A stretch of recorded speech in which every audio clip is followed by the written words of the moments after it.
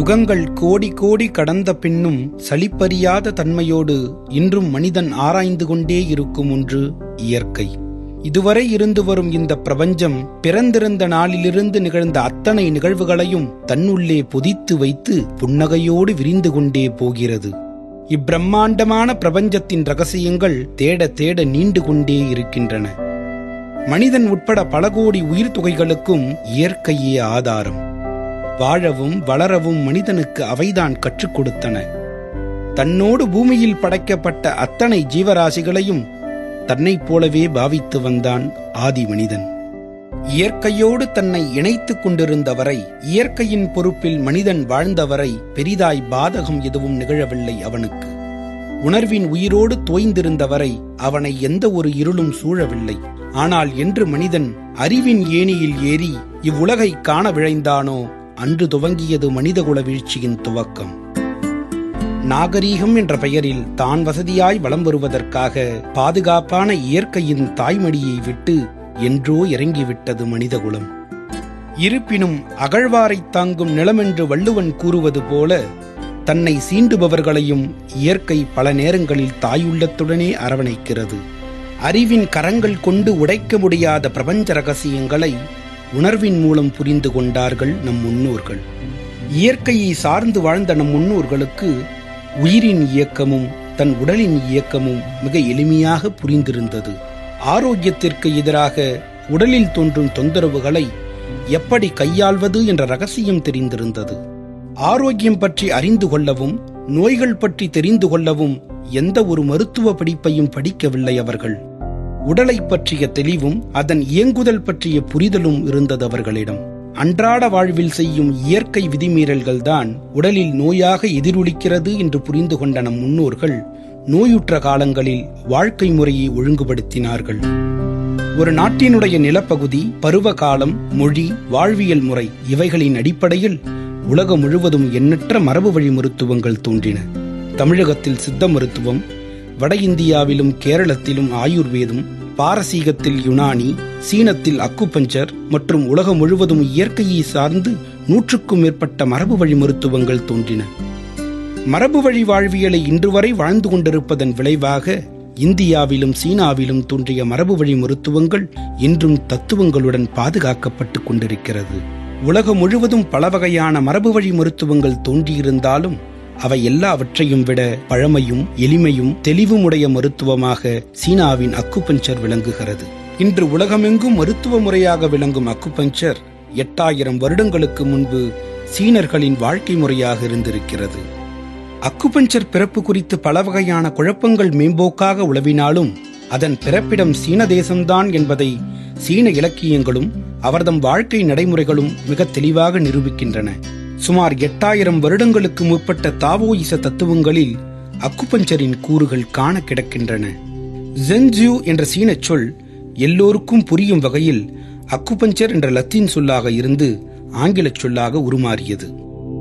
உலக அகராதிகள் பலவும் அக்கஸ் கூட்டல் பஞ்சுரா என்ற லத்தீன் சொல்லை வேர் சொல்லாக கொண்டு அக்குபஞ்சர் என்ற சொல் எழுந்ததாக கூறுகின்றன. அக்கஸ் என்ற சொல் கூர்மையான ஊசிகளை குறிப்பிடுகின்றன. ஆதலால் அக்குபஞ்சருக்கு கூர்மையான ஊசிகளை கொண்டு செய்யப்படும் மருத்துவம் என்று பொருள் கொள்ளப்படுகிறது. ஆனால் மரபு வழி அக்குபஞ்சர் சிகிச்சையாளர்கள் இதை மறுக்கிறார்கள். அக்குபஞ்சருடைய வரலாற்றுப்படி அக்குபஞ்சர் கண்டுபிடிக்கப்பட்ட பயன்படுத்தப்பட்ட காலத்துல உலோகம் கண்டுபிடிக்கப்படாத காலம்.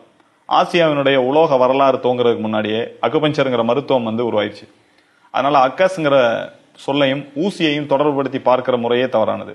இது பிற்காலத்துல தூண்டுதலுக்கு பயன்படுகிற ஒரு கருவியாக ஊசி பயன்படுத்தப்பட்டிருக்கலாம், அது நல்ல விஷயம் தான். ஆனா ஊசி இல்லாமலே அக்குபஞ்சர் இல்லை அப்படிங்கிற மாதிரி இன்னைக்கு அக்குபஞ்சர்ங்கிற வார்த்தை புழக்கத்துல வந்திருக்கிறது தான் தவறான விஷயம். அப்ப அக்குபஞ்சர் அப்படிங்கிற ஆங்கில சொல்லுக்கு முன்னாடி லத்தீன் சொல்ல அக்கஸ் அப்படிங்கிற வார்த்தையை நீக்கிட்டு அக்யூட்டஸ் அப்படிங்கிற வார்த்தையை பொருத்தினோம்னா அக்குபஞ்சருக்கு சரியான மீனிங் அது தருது. அக்யூட்டஸ் பிளஸ் பங்க்சுரா அப்படின்னா மிகச்சரியான தூண்டுதல் அப்படிங்கிற அர்த்தத்தை தருது. இதுல ஜென்ஜியூ அப்படின்னாலும் மிகச்சரியான தூண்டுதல் அப்படிங்கறத மட்டும்தான் சொல்லுது. கிமு 2697 முதல் 2596 வரையிலான காலத்தை அக்குபஞ்சர் மருத்துவத்தின் பொற்காலமாக சீனர்கள் கொண்டாடுகிறார்கள். இக்காலத்தில்தான் மஞ்சள் பேரரசர் என்றழைக்கப்படும் சீன மன்னர் ஹுவாங் டி அக்குபஞ்சர் மருத்துவத்தின் மீது ஆர்வம் கொண்டார். அக்குபஞ்சர் குறித்து தன்னுடைய தலைமை மருத்துவர் கீபோவிடம் விரிவாக விவாதித்தார். இவர்களின் மருத்துவ விவாதம் பல நூற்றாண்டுகளாக பல்வேறு வடிவங்களில் பாதுகாக்கப்பட்டு கிமு 305 முதல் 204 வரையிலான காலத்தில் நைஜிங் என்ற பெயரில் நூலாக வெளியிடப்பட்டது. இன்றளவும் மரபு வழி அக்குபஞ்சரின் மூல நூலாக நைஜிங் விளங்குகிறது. கிமு 1000 வாழ்ந்த ஷாங் என்ற சீன வம்சத்தினர் அக்குபஞ்சர் புள்ளிகளை தூண்டுவதற்காக எலும்புகளையும் மரத்துண்டுகளையும் கற்களையும் பயன்படுத்த துவங்கினார்கள். கிமு 113 கிடைத்த சான்றுகளின்படி சீனாவின் உலோக காலமான கிமு 421 முதல் 221 வரையிலான வருடங்களில் அக்குபஞ்சர் ஊசிகள் உலோகங்களில் வடிவமைக்கப்பட்டது. மற்ற நாடுகளுக்கு அக்குபஞ்சர் மருத்துவம் செல்வதற்கு முன்னே சீனாவிலேயே பிற மருத்துவங்களோடு மருந்தில்லா மருத்துவமான அக்குபஞ்சரை சேர்த்து செய்யும் குழப்பம் ஏற்பட்டது. அடிப்படையிலேயே முரண்பாட்டினை கொண்ட 2 மருத்துவ முறைகளை சேர்த்து செய்யும் பொழுது 2 மருத்துவங்களும் தத்துவ ரீதியாக அதன் தனித்தன்மையை இழந்து விடுகின்றன. ஓபியம் வார்ஸ் அப்படின்னு சொல்ற போர்கள் அந்த காலத்துல மூலிகை மருத்துவம் தனியா இருந்தது. இங்க இந்தியா மாதிரியே மூலிகை மருத்துவர்கள் தனியா இருந்தாங்க. அக்குபஞ்சரிஸ்டுகள் என்று அழைக்கப்படுற வெறுங்கால் மருத்துவர்கள் அவங்க தனியா இருந்தாங்க. வெறுமனே ஊசியை மட்டுமே பயன்படுத்தி சிகிச்சை அளிக்கிறவங்க. இதுக்கப்புறம் இன்னும் உடல் இயக்க முறை யோகா மாதிரி அங்க உள்ள தாய்ச்சி, இந்த உடல் ஒழுங்குமுறை மூலமாக எப்படி ஆரோக்கியத்தை திருப்பி கொண்டு வருதுங்கிற குழுக்கள், இப்படி பல்வேறு மருத்துவங்கள் தனித்தனியா இருந்த நிலை மாறி 1600களுக்கு பின்னாடி அந்த மருத்துவங்கள்லாம் ஒன்றிணைக்கப்பட்டு இது ஒரே மனிதருக்கு அத்தனை முறையும் பரிசீலித்து பார்க்கறது அப்படிங்கிற அடிப்படையில் உருவாச்சு.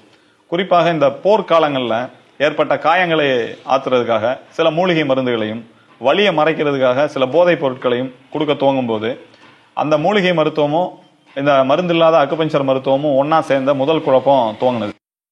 கிபி 19ஆம் நூற்றாண்டின் துவக்கத்தில் ஏற்பட்ட சீன பொருளாதார வீழ்ச்சியினாலும் அரசியல் மாற்றத்தினாலும் நவீன மருத்துவத்தின் வருகையினாலும் அக்குபஞ்சர் மருத்துவம் அங்கு பின்னடைவை சந்தித்தது. 1949ஆம் ஆண்டு நடந்த சீன புரட்சிக்கு பின் மீண்டும் அக்குபஞ்சர் மருத்துவம் சீனாவில் மறுமலர்ச்சி அடைந்தது. 1950ஆம் ஆண்டு சீன தலைவராக திரு மாசேதுங் அவர்களின் பதவியேற்புக்கு பின் சீனாவிலிருந்து வறுமையையும் நோய்களையும் ஒழிப்பதற்காக பல்வேறு திட்டங்களை வகுத்தது சீன கம்யூனிஸ்ட் கட்சி. ஆனால் அதே காலத்தில்தான் தனித்துவமான மரபு வழி அக்குபஞ்சரை நவீன மருத்துவத்தோடு கூட்டாக செய்யும் வழக்கமும் வந்தது. அந்த காலத்துல வெளிநாடுகள்ல இருந்து ஆங்கில மருத்துவம் சீனாவுக்குள்ள வந்துச்சு. 1949ங்கிறது இந்தியாவிலையும் ஆங்கில மருத்துவம் அறிமுகமான காலம் தான். அப்ப அந்த காலத்துல அறிமுகப்படுத்தப்பட்ட மருத்துவங்கள்ல 3 குழுக்களாக இருந்தாங்க. மூலிகை மருத்துவர்கள், ஆங்கில மருத்துவர்கள், அக்குபஞ்சரிஸ்டுகள்.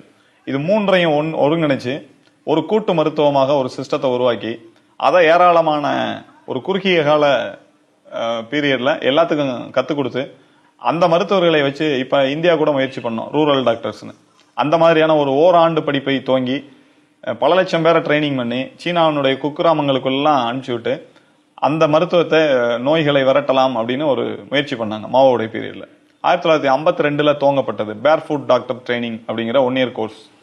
இதுல தத்துவங்கள் கிடையாது, உடலியல் கிடையாது, நோய்களை பற்றிய அடிப்படையான பெத்தாலஜி கிடையாது, எந்த கூறுகளுமே இல்லாம பயன்பாட்டு அடிப்படையில் இந்த 3 மருத்துவங்களும் துவக்கப்பட்டது. ஆங்கில மருத்துவம், அக்குபஞ்சர், மூலிகை மருத்துவம் 3 துவக்கப்பட்டு ஒவ்வொரு நோயாளியும் பார்த்து முதல்ல அக்குபஞ்சர் கொடுக்கறது, அதுல சரியா வரலன்னா மூலிகை மருத்துவம் கொடுக்கறது, அதுக்கப்புறம் ஆங்கில மருத்துவமே கொடுக்கறது அப்படிங்கிற அடிப்படையில் இந்த பாடத்திட்டம் அமைக்கப்பட்டு தொடர்ந்து பல லட்சம் மருத்துவர்களை முதல் ஆண்டிலேயே 2 லட்சம் மருத்துவர்களை உருவாக்குனதா சீன புள்ளி விவரம் சொல்லுது.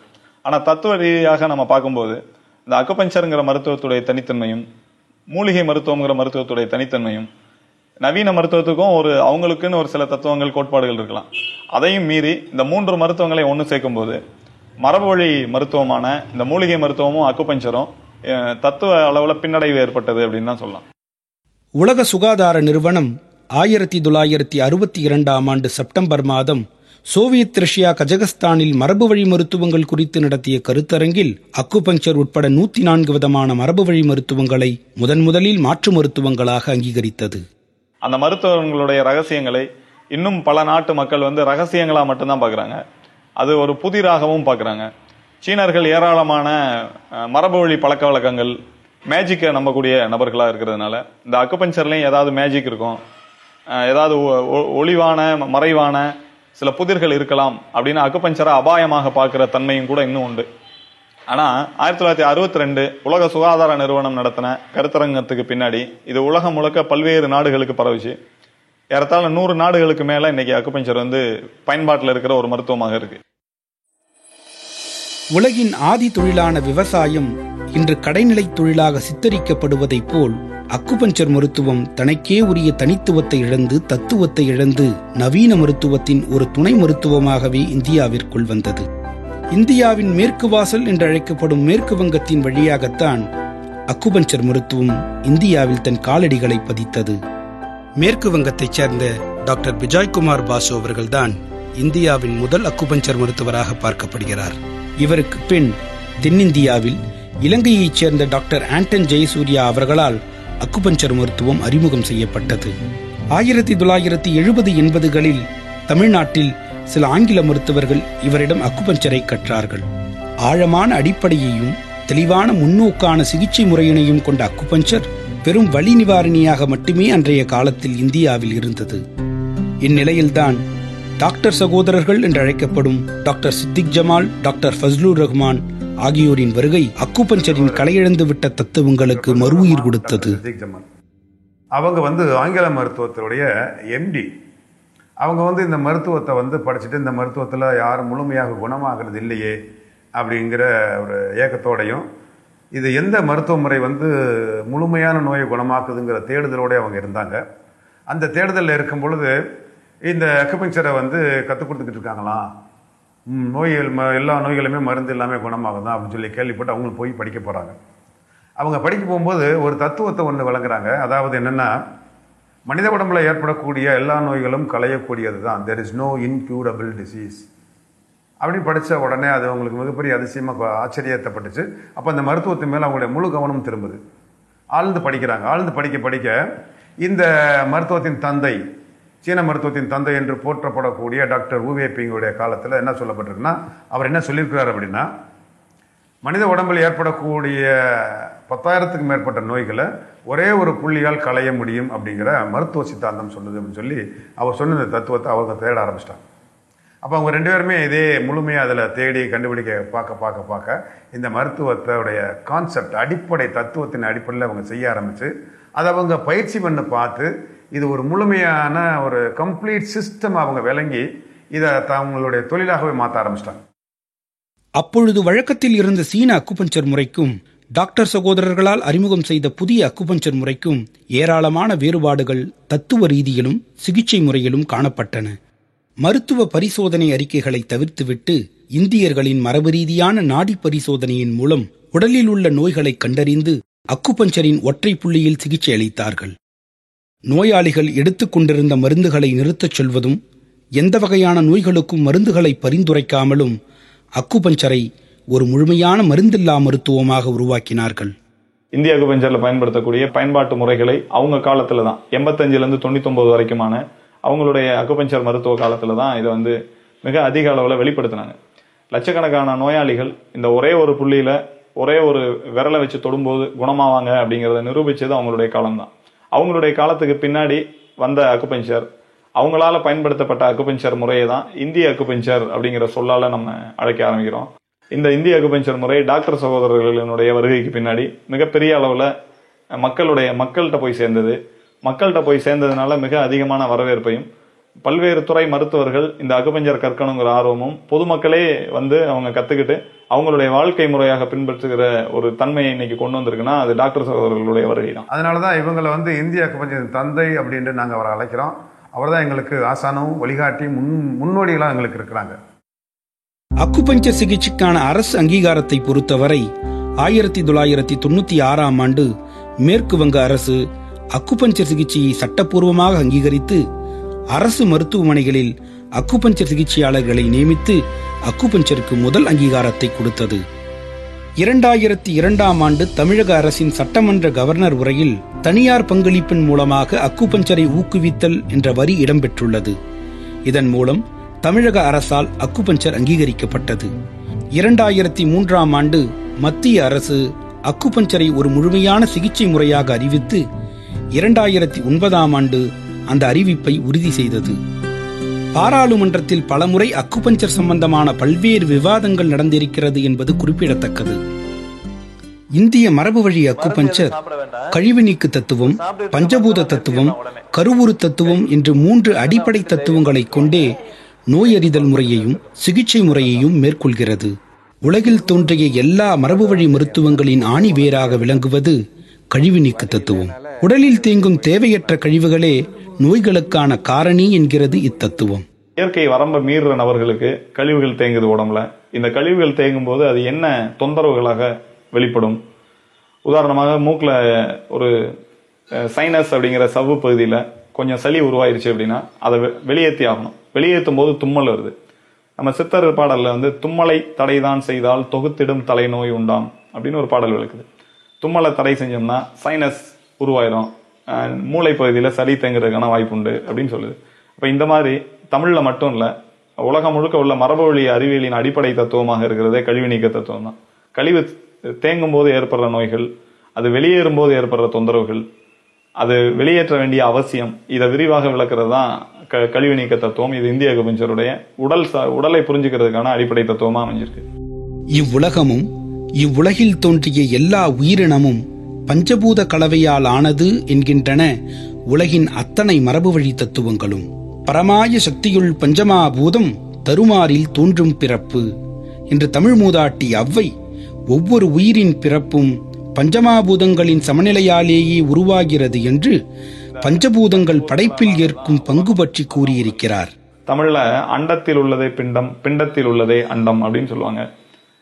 அதே மாதிரி பல பாடல்கள், தொல்காப்பியத்திலிருந்து பல பாடல்கள் சொல்லிட்டு வருது பஞ்சபூத தத்துவத்தை. நிலம், தீ, நீர், வளி, விசும்போடு ஐந்தும் கலந்த மயக்கம் உலகமாதலின் அப்படின்னு தொல்காப்பியம் சொல்லுது. இப்போ இந்த பஞ்சபூதங்களால் ஆனதான் உடல், பஞ்சபூதங்களால் ஆனதான் உலகம்.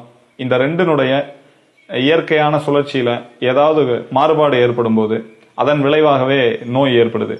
அப்ப நோய் உடம்பு, நோய் இல்லாத உடம்பு தான் மருத்துவத்துடைய அடிப்படை கோட்பாடு.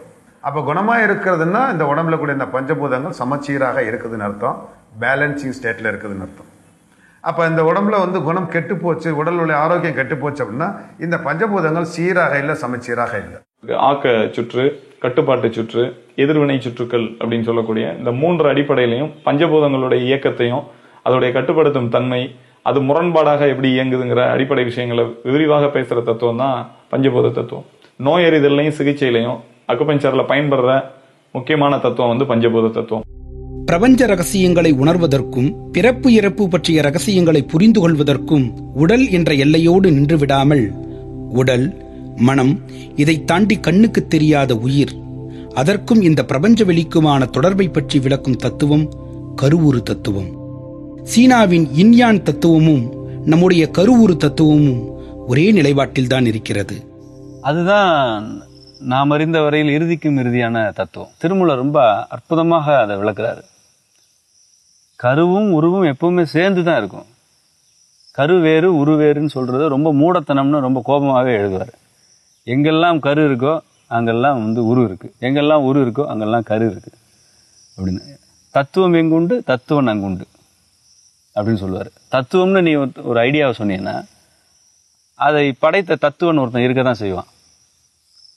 தத்துவன் எங்குண்டு தத்துவம் அங்குண்டு. தத்துவன்னு ஒருத்தர் இருந்தானா அவன் ஒரு ஐடியாவை படைச்சிட்டு தான் இருக்கும். திருமூலர் அதை என்ன ஒரு பிலாசபியை தொகுத்து அதுக்கு எண்ணற்ற சான்றுகளை வச்சாரு. திருமந்திரத்தில் அவ்வளோ சான்றுகளையும் விளக்கங்களையும் வச்சிருக்காரு. ஒரு அணுவோட இயக்கத்தை சொல்றாரு, அணுவுக்குள்ள என்ன நடக்குதுன்னு சொல்றாரு, அண்டத்துல என்ன நடக்குதுன்னு சொல்றாரு. இதெல்லாம் எப்படி நம்ம அறிந்து கொள்ள முடியும், அதற்கான தவநிலைகள் என்ன, எல்லாத்தையுமே சொல்லிட்டாரு. இதெல்லாம் கருவுரு தத்துவத்துடைய புரிதலில் இருந்து மட்டும்தான் வர முடியும்.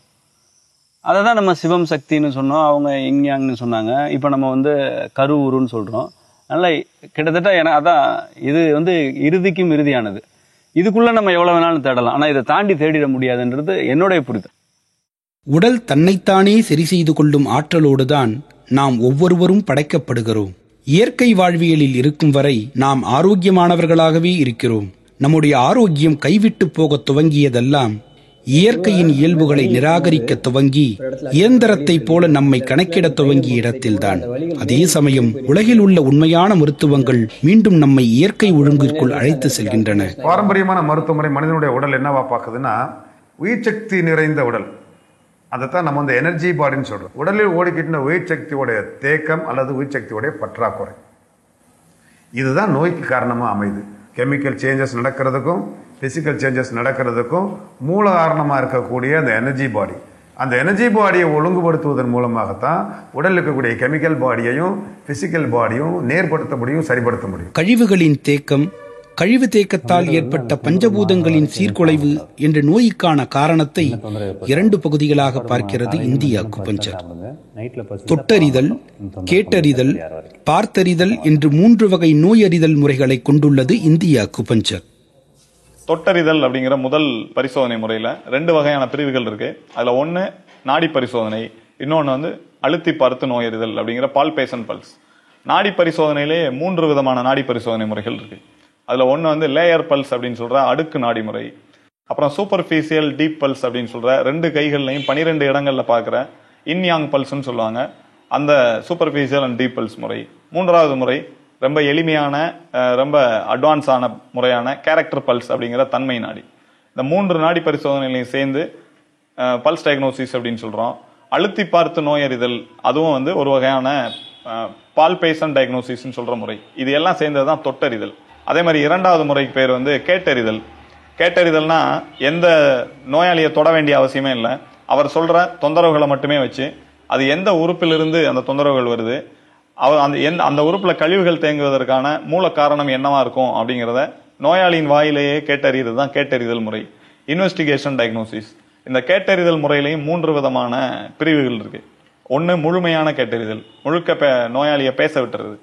அவங்க பேசும்போது உச்சந்தலையிலிருந்து உள்ளங்கால் வரைக்கும் உள்ள தொந்தரவுகளை கேட்டு அது எந்தெந்த உறுப்பு தொடர்பாக இருக்குன்னு பகுத்து அந்த பஞ்சபூத புள்ளியை கண்டுபிடிக்கிறது. 2வது முறை வந்து எளிமையான கேட்டறிதல்.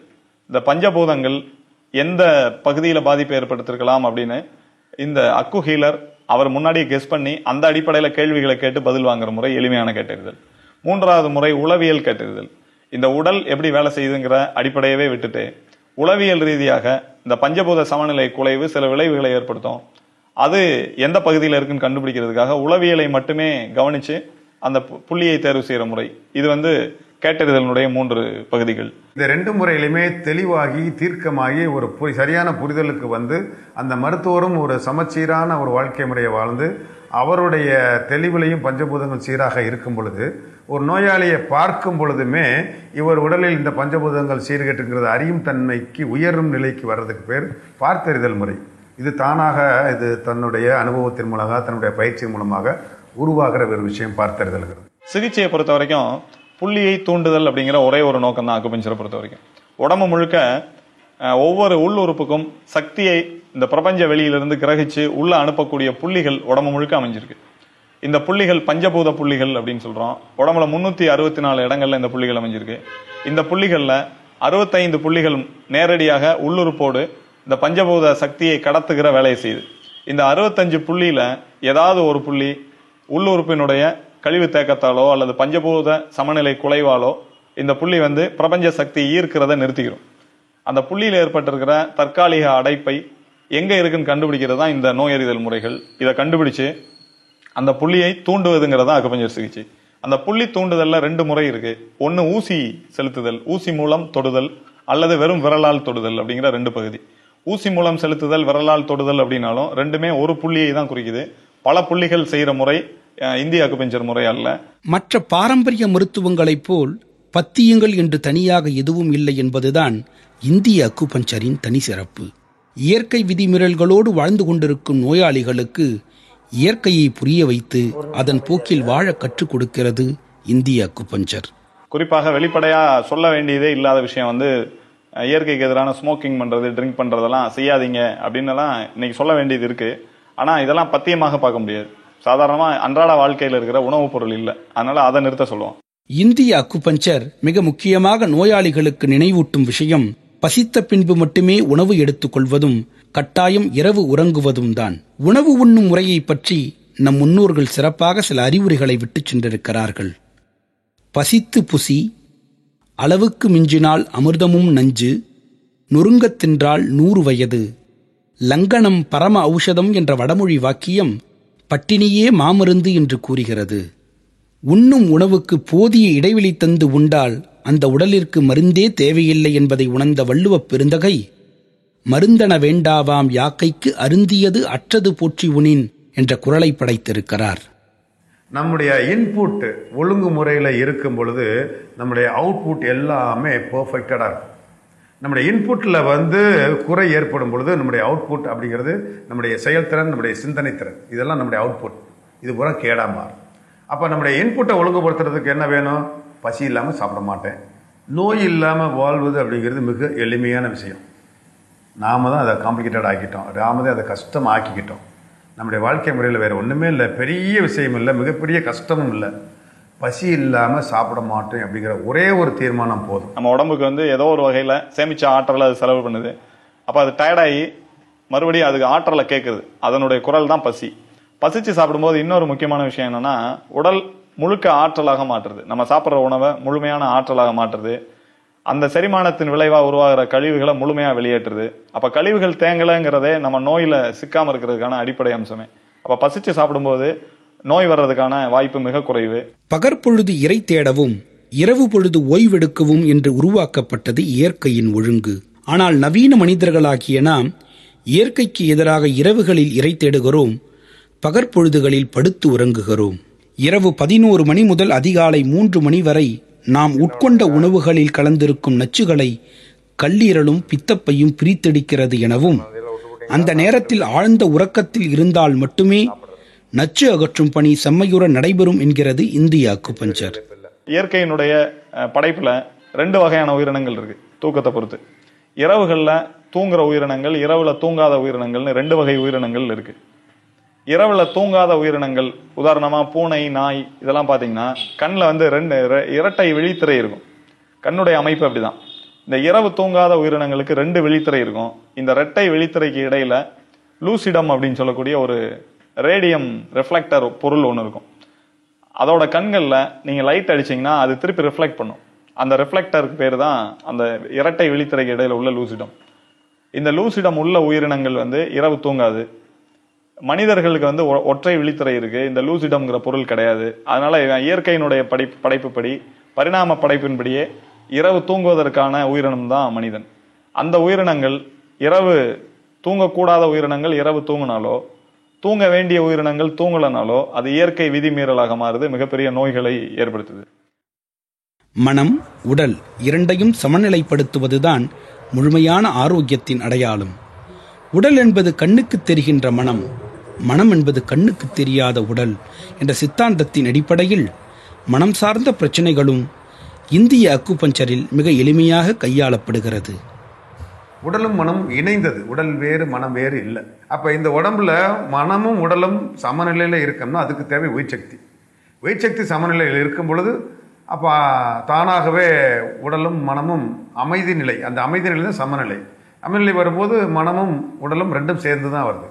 அப்போ மருத்துவம் அப்படிங்கிறது இந்த உடல் மூலமாக உயிர்சக்தியை பலப்படுத்துவதன் மூலமாக அது மனதையும் சென்றடைந்து மனதும் சேர்ந்து சரியாகும் அப்படிங்கிறது தான் இயற்கையோட விதி. எனக்கு வந்து இந்த இறந்த பணத்தை பார்த்தா பயம் இல்லை. அவங்க பக்கத்தோட நின்று பார்ப்பேன், அவங்களுக்கு ஹெல்ப் எல்லாம் பண்ணுவேன். ஆனால் அவங்களுக்கு போடுற அந்த பூ இருக்கு பார்த்தீங்கன்னா, அந்த பூவை பார்த்தா ரோட்டில் போட்டு போகிறாங்க பார்த்தீங்கன்னா, அந்த பூவை பார்த்தோன்னா எனக்கு ஃபேஸ் வந்து டென்ஷன் ஆகி போய் அன்னைக்கு என்னோட வேலையெல்லாம் கெட்டு போகுது. மதுரைக்காரங்க ஒருத்தவங்க சொன்னாங்க, இப்படி இங்கே போய் பாருங்க அப்படின்னு சொன்னாங்க. நான் இங்கே லாஸ்ட்டாக ஒரு 3 மாதம் பார்த்துட்டு இருக்கேன். எனக்கு இப்போ அந்த அதுலேருந்து எனக்கு ஒரு 90% விடுதலை கிடைச்சிருச்சு. இப்போ நான் அதை பார்த்து நான் எந்த பயமும் இல்லை, எதுவுமே திருப்தியாக இருக்கு. எனக்கு மண்ணோவு வந்து நான் 7 வருஷமா மாத்திரை தூக்க மாத்திரையில நின்றுக்கிறேன். அதுக்கு பிறகு எங்கெங்கேயோ போய் கூட்டிகிட்டு போய் எனக்கு எந்த ட்ரீட்மெண்ட்டும் கேட்கல. அப்புறம் 2வது ஈரப்பொலை தீ மாத்திரை எரிஞ்சிட்டு இருந்தது, அது 7 வருஷமா. அப்புறம் இந்த அக்குப்பஞ்சு ட்ரீட்மெண்ட் எடுத்துக்கும் பிறகுதான் ஒரு 5-6 சரக்கு இந்த ட்ரீட்மெண்ட் எடுத்துக்கும் பிறகு எனக்கு வந்து இந்த எரிச்சலெல்லாம் நின்று எனக்கு மனசு வந்து நல்லா தகரியமாக இருக்குது. நான் எந்த ஆஸ்பத்திரிக்கும் போகணுங்கிற அவசியம் கிடையாது. எனக்கு எத்தனை பேர் போய் குளுக்கோஸ் போடு, ஊசி போடு, மாத்திரை தின்னாங்க. எனக்கு மாத்திரையே வேண்டாம், என்னோட உயிரோட வரைக்கும் எனக்கு இதுதான் தேவை, நான் எந்த ஆஸ்பத்திரிக்கும் போக மாட்டேன் அப்படின்னு நான் இந்த ட்ரீட்மெண்ட்டை நான் நம்பி இருக்கிறேன். எனக்கு நல்லா போச்சு.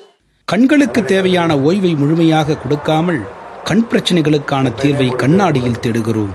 கண் பிரச்சனையை இந்திய அக்குபஞ்சர் எப்படி பார்க்கிறது? வெளியே கண்ணாடி ஃபிக்ஸ் பண்ணிட்டா உடம்பு அதோட வேலையை நிறுத்தி கண்ணாடியோட விஷனை தான் கூட்டுமே ஒழிய தன்னுடைய சொந்த விஷனை கூட்டாது. தன்னுடைய சொந்த விஷனை கூட்டணும் அப்படின்னு சொன்னால் வெளியே எந்த ஒரு பொருளும் வைக்கக்கூடாது. கொஞ்சம் மங்களாக தெரிஞ்சாலுமே அது ஒரு அசௌகரியமே ஒழிய நோய் அல்ல. உடம்பு தன்னைத்தானே சரி செய்யும் சொல்கிறோம் பார்த்தீங்களா, அதே மாதிரி அந்த விஷம் தன்னைத்தானே சரி செய்யறதுக்குண்டான கால அவகாசத்தை நம்ம கொடுக்கறது. ஒரு 3 மாதங்கள்லேயே நல்ல ஒரு வித்தியாசம். பின்ன அவங்களுக்கு ஒரு கண்ணாடி போட்ட ஒரு ஃபீலிங்கே ఇలాத அளவுக்கு ஒரு 3-4 మాసంగల్లే வந்துடுது. మా పాపకు కళ్ళు కనబడకుంటే వీడికి అడ్రస్ ఇస్తే ఇక్కడికి వచ్చాము. వచ్చి చూస్తే ఫస్ట్ సారి మంచిగానే ఉంది, సెకండ్ సారి మంచిగానే ఉంది. కళ్ళు మూసుకునే ఉంటుండే ఇప్పుడు చాలా మంచిగా ఉంది. ఇక్కడికి వచ్చినప్పుడు సంది చాలా మంచిగా చూస్తుంది పాప. కళ్ళు పూర్తిగా మూసుకునే ఉంటుండే, 3వ సారి ఇక్కడికి వచ్చే వరకు இப்படி பாகனே చూస్తుంది. ఇప్పుడు மரபு வழி மருத்துவங்கள் எந்த ஒரு நோய்க்கும் பெயர் சூட்டுவதில்லை. நவீன மனிதர்களாகிய நாம் தான் நம்முடைய தொந்தரவுகளுக்கு வெவ்வேறு பெயர்களை சூட்டிக் கொள்கிறோம். இப்படி வெவ்வேறு பிரச்சனைகளுடன் இந்திய அக்குபஞ்சர் சிகிச்சையை நோக்கி வந்து இன்று குணமடைந்தவர்களின் அனுபவம் என்ன? எனக்கு டயபெட்டிஸ், பிபி, இதனால எனக்கு கண் பார்வை கொஞ்சம் மங்கி இருக்கு. எனக்கு ஒரு 10 நிமிஷம் நடந்தாலே எனக்கு ரொம்ப மூச்சு வாங்கும். அந்த மாதிரி சமயத்தில் இந்த அக்குபங்க்சரை பற்றி நான் கேள்விப்பட்டு இங்கே வந்தேன். இங்கே வந்ததுக்கப்புறம் கொஞ்சம் கொஞ்சமாக என்னுடைய வெயிட் குறைய ஆரம்பித்த பொழுது நான் முந்தி 10 வருஷத்துக்கு முன்னாடி நான் எப்படி இருந்தேனோ அந்த மாதிரி ஃபீல் பண்ணி அந்த அளவு என்னால் வேகமாக நடக்க முடிஞ்சது, மாடிப்படி ஏற முடிஞ்சது. இது எனக்கு ஒரு ரொம்ப சுதந்திரத்தை கொடுத்த மாதிரி இருக்குது. இவ்வளோ நாளாக நான் ரைஸ் ரொம்ப சாப்பிட முடியாமல், சாப்பாடெல்லாம் ரொம்ப அளவாக சாப்பிட்டுட்டு அந்த மாதிரிலாம் கஷ்டப்பட்டேன். இப்போ அந்த கஷ்டங்களெல்லாம் இல்லாமல் அட் த சேம் டைம் நல்ல ஆரோக்கியமாகவும் நல்ல வேகமாகவும் நல்ல ஆக்டிவாகவும் என்னால் இருக்க முடியுது. இது எனக்கு இந்த அக்குபங்க்சரில் எனக்கு கிடைச்ச மிகப்பெரிய பரிசுன்னு நான் நினைக்கிறேன். எனக்கு 2009 ஓப்பன் சர்ஜரி பண்ணாங்க. 2011 6வது மாதம் வரை அந்த மருந்து மாத்திரையை சாப்பிட்டுக்கிட்டு இருந்தேன். இடையில் என் நண்பர் ஒருத்தர் இங்கே இந்த மருத்துவம் சாப்பிட்றதுல மருந்து மாத்திரை இல்லாமல் ரொம்ப நல்லா இருக்குன்னு சொன்னதுனால நானும் இங்கே சேர்ந்தேன். இங்கே சேர்ந்ததுக்கப்புறம் 2011, 2012, 2013 6வது மாதத்தில் பல நம்ம மருந்து மாத்திரை சாப்பிடாமல் இருக்கிறதுனால எதுவும் தீங்கு நேரிட்டுருக்கான்னு ஆஸ்பத்திரியில் போய் டெஸ்ட் எடுத்து பார்த்தேன். அதெல்லாம் ஒன்றும் கிடையாது, எல்லாமே குட்டுன்னு சொல்லி ரிசல்ட் வந்துருச்சு. எனக்கு 1.5 வருஷமாக பாதத்தில் வலி, ட்ராவல் பண்ண முடியாது, சேரில் உட்கார முடியாது. அப்படி உட்காந்து எந்திரிச்சேன்னா எனக்கு கால் கீழே வைக்கவே முடியாது. அப்படியான சரியான வலியாக இருந்துச்சு. அப்போ ஒருத்தர் சொன்னாங்க, இது மாதிரி அக்குபஞ்சருக்கு போனால் மாத்திரை கிடையாது, எந்த விதமான சைடு எஃபெக்ட் கிடையாது, நல்லா ஆகுதுன்னு சொன்னாங்க.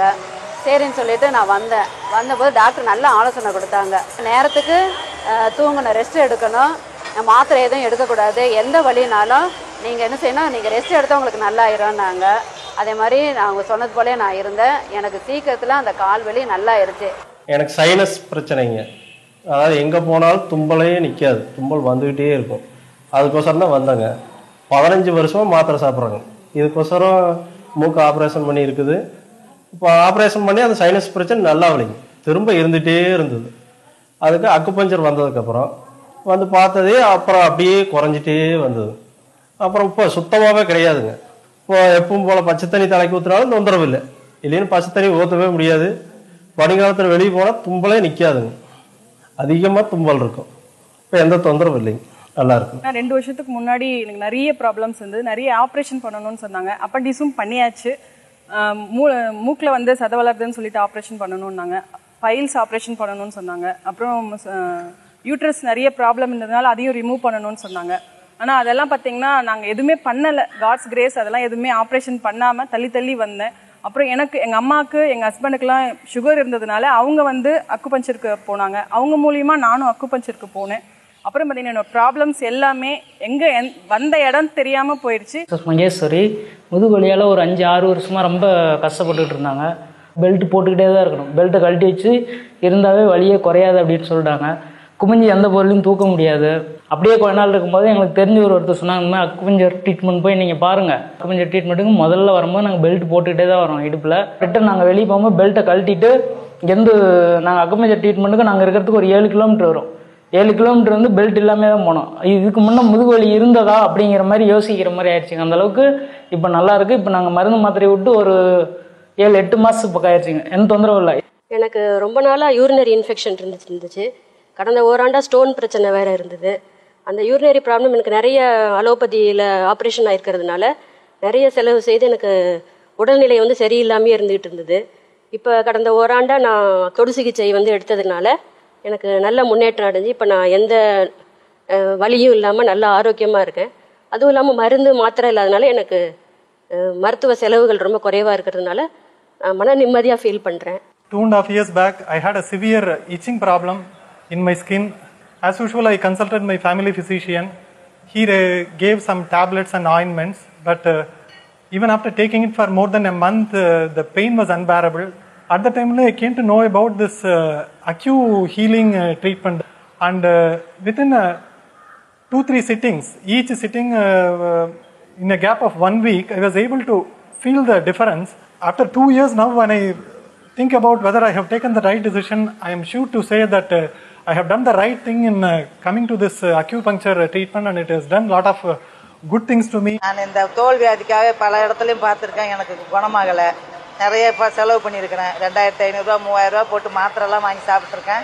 எனக்கு குணமடையலை. இந்த மாதிரி எனக்கு முட்டி வலின்னு சொல்லி தான் நான் அந்த அக்குபஞ்சர் ட்ரீட்மெண்ட்டுக்கு வந்தேன். இங்கே வந்து அவர் ட்ரீட்மெண்ட் எடுக்கும்போது அவர் ஆரம்பத்திலே பார்த்துட்டு உங்களுக்கு இது நான் குணப்படுத்தி தரமா, மாத்திரையெல்லாம் சாப்பிடாதீங்கன்னு சொன்னார். நான் அதோட அந்த மாத்திரையெல்லாம் சாப்பிட்டு தான் தூக்கி போட்டேன்.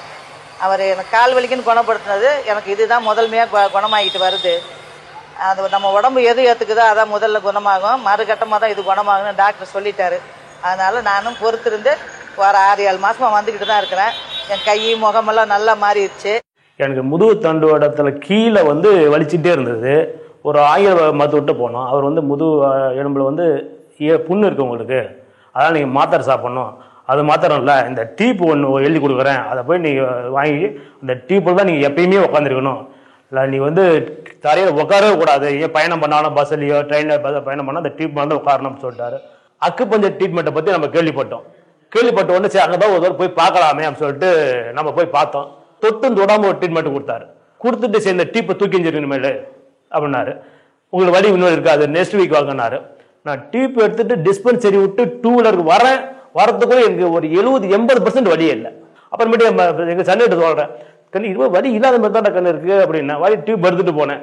எனக்கு 90% ஒரு வீக்கில் போயிடுச்சு. இந்த அக்குபஞ்சர் வரலன்னு வச்சுங்க, இந்த டீப் இன்னும் தூக்கிட்டே தான் எல்லா இடத்துக்கும் போயிட்டு வந்துருக்கணும். நான் எனக்கு டிஸ்கில் ப்ராப்ளம் இருந்தனால டாக்டர் கிட்ட போயிருந்தேன். டாக்டர் என்ன சொன்னாங்கன்னா, நிறைய ஸ்டெப்ஸ் பை அடுத்தடுத்த ஸ்டெப்பில் போகும்போது ஆப்ரேஷன் அப்படிங்கிற ஒரு வரணும் அப்படின்னாங்க. எனக்கு அந்த வேணாம் அப்படின்னு சொல்லிட்டு நான் அக்குபஞ்சரில் வந்து நான் நல்லா க்யூர் ஆகிட்டேன்.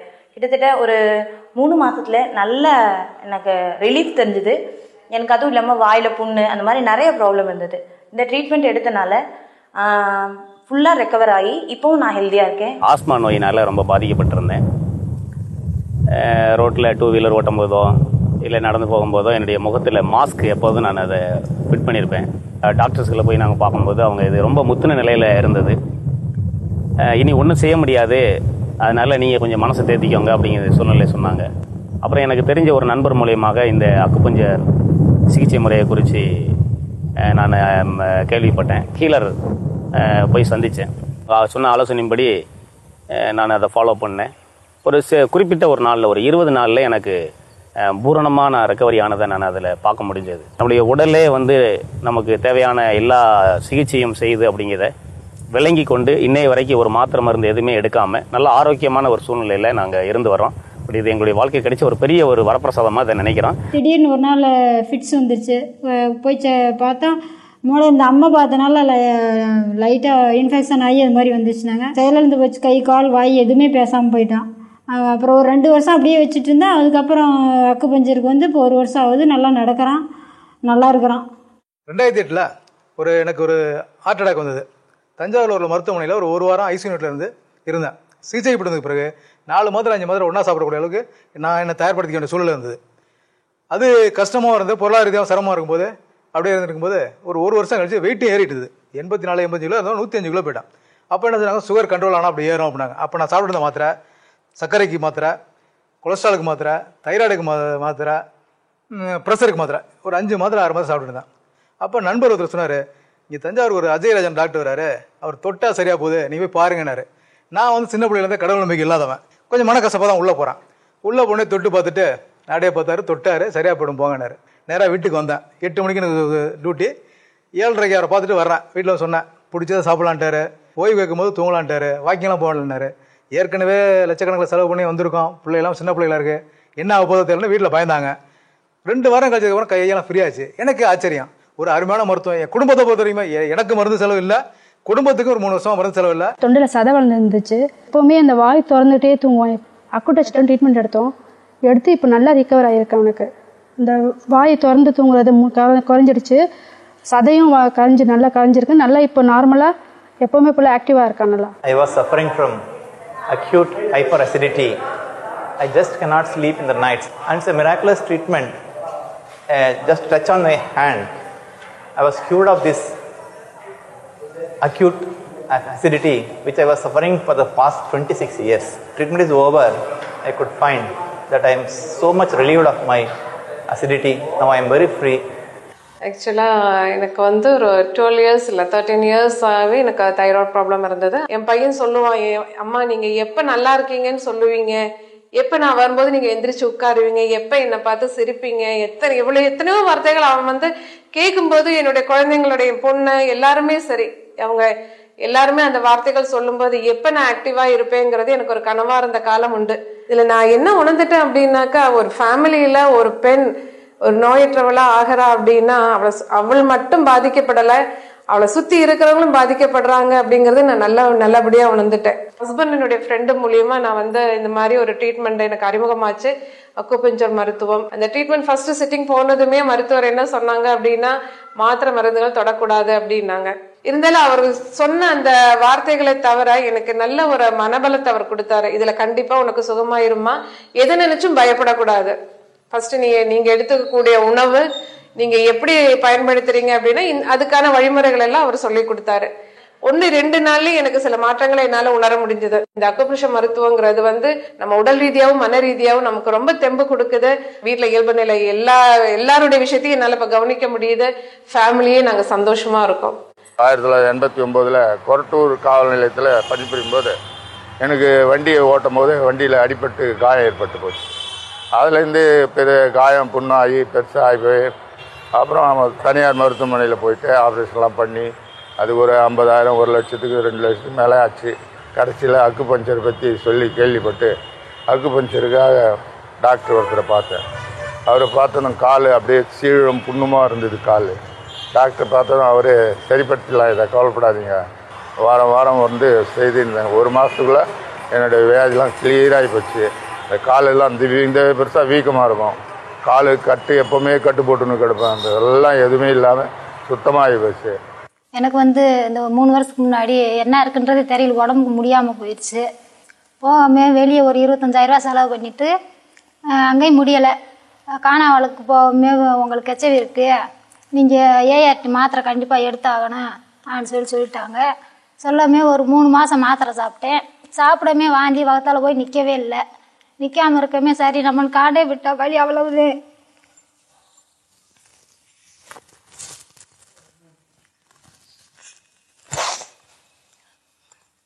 நம்ம காண்டை விட்ட வலி அவ்வளவுதுன்னு சொல்லிட்டு பேசாமல் விட்டுட்டேன். கேஜிபேட்டில் கிருஷ்ணமணி அக்கான்னு சொல்லி அக்பஞ்சரில் பார்க்குறாங்க, அங்கே போய் பாருப்பா அப்படின்னு சொல்லவுமேவு சரி போய் பார்ப்போம்னு சொல்லி போனேன். அதுக்கு பின்னாடி அந்த 2 டச்சு வைக்கமேவு வாந்தி வாத்தாள் எல்லாமே நின்றுச்சு. பசி எடுக்கவும் ஆரம்பிச்சிச்சு. முதல்ல என்னால் பேசவே முடியாது, எந்திரிச்சு நடக்கவே முடியாது, தகுப்பு வரும், வேலைக்கு போக முடியாது. இப்போ என்னால் நல்லா நடந்து வேலைக்கு போக முடியுது. அக்பஞ்சர்ன்றது ஒரு மிக வைத்தியமாக தெரியுது. செலவில்லாத ஒரு ஏழைகளுக்கு நல்ல வைத்தியம், உறுதியான நம்மளுக்கு என்ன நோயுமே இல்லை, ஒரு நம்பிக்கையான வைத்தியம், நமக்கு ஆரோக்கியமாக தான் இருக்குது என்ற ஒரு நம்பிக்கை அக்பஞ்சரில் இருக்குது. எனக்கு காலில் சுகர்னால சின்ன புண்ணு மாதிரி வந்தது, திருப்பி வந்து கொஞ்ச நாளில் வந்து செப்டிக் ஆனது மாதிரி பெருசாக வீங்கிருச்சு.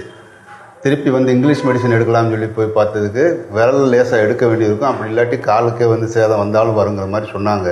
அதை கேட்டுட்டு அப்புறம் மதுரையில் இருக்க போஸ் சார்கிட்ட போய் ட்ரீட்மெண்ட் பார்த்தோம். காலில் ட்ரீட்மெண்ட் எடுத்துக்கிட்டு இருக்கும்போது காலில் இருந்து புழு வர மாதிரி இருந்துச்சு. அப்போ ரொம்ப புழுவாக வருதுன்னு சொல்லி நானும் என் ஒய்ஃப் ரொம்ப பயந்துட்டு ஹெய்லருக்கு வந்து ஃபோன் பண்ணி கேட்டோம், இந்த மாதிரி காலில் புழு வருதே, அதுக்கு என்ன சார் செய்கிறது, இது ரொம்ப பயமாக இருக்குது அப்படின்னு. இதெல்லாம் வந்து ஒரு பெரிய பிரச்சனையே கிடையாதுன்னு அவர் ஃபோனில் சொல்லிவிட்டு வேணா உப்பு தண்ணியை வச்சு காலை கழுவுங்க அப்படின்னாரு. ஒரு நாள் மட்டும் கழுவுனே, ஒரு 10 நிமிஷம் வந்து காலை உள்ளே வச்சுட்டு எடுத்தவுடனே அன்றைக்கி நைட்டே எல்லா புழுவும் வந்து வெளியே வந்துருச்சு. வந்த பிறகு புண்ணு வந்து 2-3 நாளில் வந்து கொஞ்சம் கொஞ்சமாக ஆற ஆரம்பிச்சிச்சு. இப்போ பழைய மாதிரி நடக்கிறதுக்கு எல்லா வேலைக்கும் ஈஸியாக இருக்குது. காலை எடுக்கணும்னு சொன்னது வந்து முதல்ல சொன்னாங்க, ஆனால் இந்த வைத்தியத்தில் வந்து எந்த ஒரு குறையாக இருந்தாலும் நிவர்த்தி பண்ணிடலாம்னு சொல்லி போஸ் சார் முதல்ல நம்பிக்கையை வளர்த்ததுனால வந்து எனக்கு அந்த ட்ரீட்மெண்ட் ரொம்ப பிடிச்சிருந்துச்சு. இப்போ வந்து நல்ல ஆரோக்கியத்தோடு இருக்கேன். எங்கள் அம்மா பேர் தங்கம்மாள். 2001 அவங்களுக்கு கிட்டத்தட்ட ஒரு இங்கிலீஷ் ட்ரீட்மெண்ட்டு தான் ஆரம்பிச்சிருக்கு. முழுக்கவே கர்ப்பப்பையை எடுத்திருக்கு, ஒரு கால் கட்டை விரல் எடுத்திருக்கு, ஒரு தடவை கால் விரல் அதிகமாக சுகர் நிறையா ஆயிடுச்சு அப்படின்னு காலை கிழிச்சு விட்டு ஃபுல்லாகவே ரொம்ப ரிமூவ் பண்ணியிருக்கு. எல்லாமே சதை எல்லாத்தையுமே ரிமூவ் பண்ணியிருக்கு. அப்புறம் ஒரு காலில் யானை கால்னு சொல்லி வலது கால் வந்து நல்ல வீக்கம்னா பெரிய வீக்கம், எந்திரிக்க முடியாத அளவு, ப்ரெஷர், ஹார்ட் வீக்கு, கண் வந்து ப்ராப்ளம், கீழே விழுந்து வலது பக்கம் இதோட மூளையோட இந்த இடத்துல அடி. அப்புறம் அந்த கண்ணில் நல்ல பிளட்டு நிறைய ஸ்டாக் ஆகிடுச்சு, நீங்கள் இந்த கண்ணை ஆப்ரேஷன் பண்ணியே ஆகணும் அப்படின்னு சொன்ன தருணத்தில் தான் நான் இந்த மாதிரி ஒரு இந்த மாதிரி ஒரு ட்ரீட்மெண்ட் இருக்குது அப்படிங்கிறத நான் நம்பிக்கைப்பட்டு எங்கள் அம்மாவை நான் தான் அனுப்பிச்சி விட்டேன். நல்ல ரெமெடி, இன்சுலின் எல்லாத்தையுமே நிப்பாட்டிட்டாங்க. கண் பார்வை அந்த மோஸ்ட்லி எவ்வளவு பாதிப்படைஞ்சதோ அந்த பார்வையோடு நின்றுச்சு. 2 வருஷம் தொடர்ச்சியாக எடுத்துக்கிட்டாங்க. அப்புறம் எங்கள் வீட்டுக்குள்ள ஒரு சின்ன ப்ராப்ளத்தில் கொஞ்சம் கோவிச்சுக்கிட்டு ஒரு 3 மாதம் ட்ரீட்மெண்ட்டுக்கு எடுத்துக்கல. அதில் தம்பி என்ன பண்ணிட்டான், இடையில இங்கிலீஷ் தெம்பா இருக்கு வேணும்ன்ட்டு இங்கிலீஷ் ட்ரீட்மெண்ட்டை கொஞ்சம் டானிக் அது இதுன்னு கொடுத்துட்டான். அப்புறம் நான் கொஞ்சம் சண்டை போட்டு போய் கூட்டிகிட்டு வந்து திரும்ப சார்கிட்ட கூட்டிகிட்டு வந்தேன். நான் கூட்டிகிட்டு வர்ற தருணத்தில் எப்படி இருந்தாங்க அப்படின்னா ஃபுல்லாக நிதானமே இல்லை, அன்கான்சியஸ்.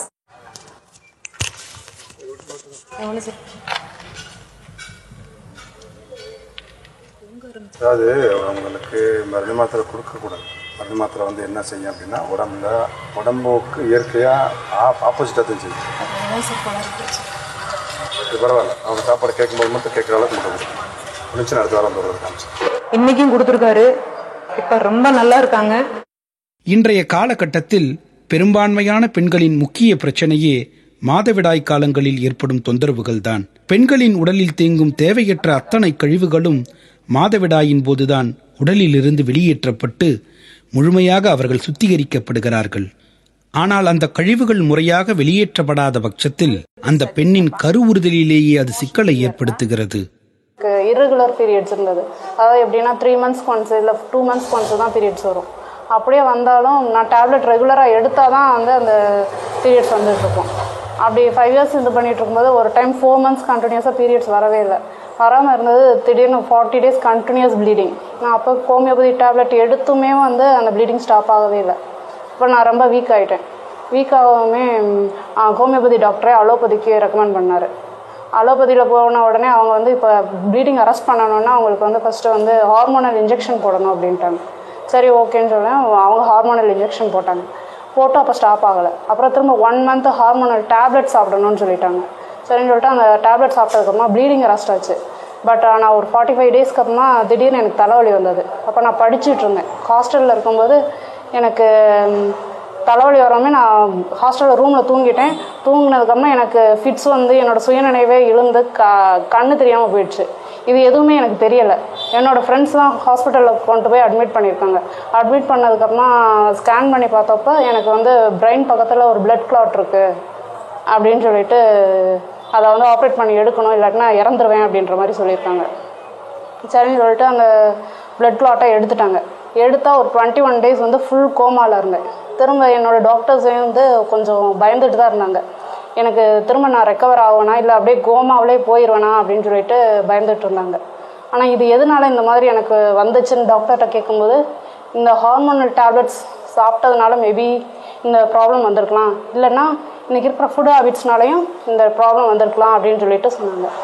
அப்புறம் டாக்டர்ஸ் என்ன சொன்னாங்க, என்னை லைஃப் லாங் வந்து இந்த பிரெயினை வந்து ரெஸ்ட்லேயே தான் இருக்கணும், அதனால் வந்து நாங்கள் ரெக்கமெண்ட் பண்ணுற டேப்லெட்ஸ் வந்து நீங்கள் சாப்பிட்டுக்கிட்டே இருக்கணும் அப்படின்னு சொல்லிட்டாங்க. நானும் டேப்லெட்ஸ் 1 year சாப்பிட்டுக்கிட்டே இருந்தேன். நிதானத்திலே இருக்க மாட்டேன், தூங்கிக்கிட்டே இருப்பேன். பாடி ரொம்ப வெயிட்டாக இருக்கும். எனக்கு நார்மலாக பாடி லேஸாகவே இருக்காது, எப்போவுமே வெயிட்டாகவே இருக்கும். ஏதோ ஒன்று தூக்கிக்கிட்டே இருக்கிற மாதிரியே இருக்கும். என்னை வந்து இங்கே அக்குபஞ்சர் கூட்டிகிட்டு வந்தாங்க. இப்போ டாக்டர் சொன்னார், நீங்கள் வந்து நீ டேப்லெட் சாப்பிட வேண்டாம், நீங்கள் சாப்பிடாம நீங்கள் வந்து அக்குபஞ்சர் ட்ரீட்மெண்ட்டே எடுங்க அப்படின்னாங்க. இவர் டாக்டர்கிட்ட வந்து அக்குபஞ்சர் ட்ரீட்மெண்ட் ஒரு 1 month கண்டினியூ பண்ண உடனே என்னோடய பாடி வெயிட் லூஸ் ஆச்சு. அப்போ தான் என்னோடய பாடி லேஸாக நான் ஃபீல் பண்ணேன். அலோபதி டாக்டர்ஸ் என்ன சொல்லியிருந்தாங்க, நீ லைஃப் லாங் மேரேஜ் பண்ணிக்கவும் கூடாது, குழந்தை பெற்றுக்கவும் கூடாதுன்னு சொன்னாங்க. பட் டாக்டர்கிட்ட 1 இயர் ட்ரீட்மெண்ட் எடுத்ததுக்கப்புறம் அக்குபஞ்சரில் அவர் வந்து நீ மேரேஜ் பண்ணிக்கலான்னு சொல்லிட்டாரு. அப்புறம் அவர் மேரேஜ் பண்ணேன், பீரியட்ஸ் ரெகுலர் ஆச்சு. அப்புறம் 1 இயர்லேயே பாப்பா பிறந்தா. இப்போ பாப்பாவுக்கு 5 இயர்ஸ் ஆயிடுச்சு.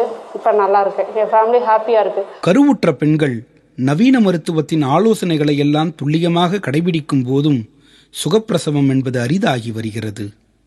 50 ஆண்டுகளுக்கு முன்பு வரை 10-15 பிள்ளைகளை கூட எந்தவிதமான மருத்துவ ஆலோசனைகளும் இல்லாமல் நம் தாய்மார்கள் உறவினர்களுக்கு இடையே ஒரு அன்பான சூழலில் வீட்டிலேயே பெற்றெடுத்திருக்கிறார்கள். அதுபோல எந்தவித மருத்துவ பரிசோதனைகளும் இன்றி கருவுற்ற காலத்தை மிக இயல்பாக கடந்து சுகமாக பிரசவங்கள் நடக்கும் சூழலை இன்று இந்திய அக்குபஞ்சர் உருவாக்கி வருகிறது. மனிதன் பிறப்பும் சுகம், அவனுடைய வாழ்க்கையும் சுகம், அவனுடைய மரணமும் சுகம். அப்படித்தான் அது இயற்கையோட கோட்பாடு. பிறக்கிறதே மனிதனுடைய ஜனனம், அவனுடைய ஆரம்பமே சுகமான நிலையில பிறக்கிறான். ஒரு பெண் ஒரு குழந்தையை பெற்றெடுக்கும் பொழுது ஏற்படக்கூடிய இன்பம், அந்த பெண்ணுக்கு உலகத்துல வேறு இன்பம் எது, இணையான இன்பம் வேறு எதுவுமே இல்லைங்க.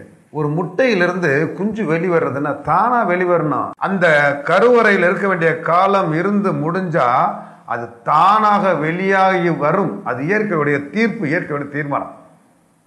அது நடக்கிற வரைக்கும் நம்ம பொறுக்கிறது இல்லை. இது நாம பண்ணிக்கிட்டு இருக்க தப்பு.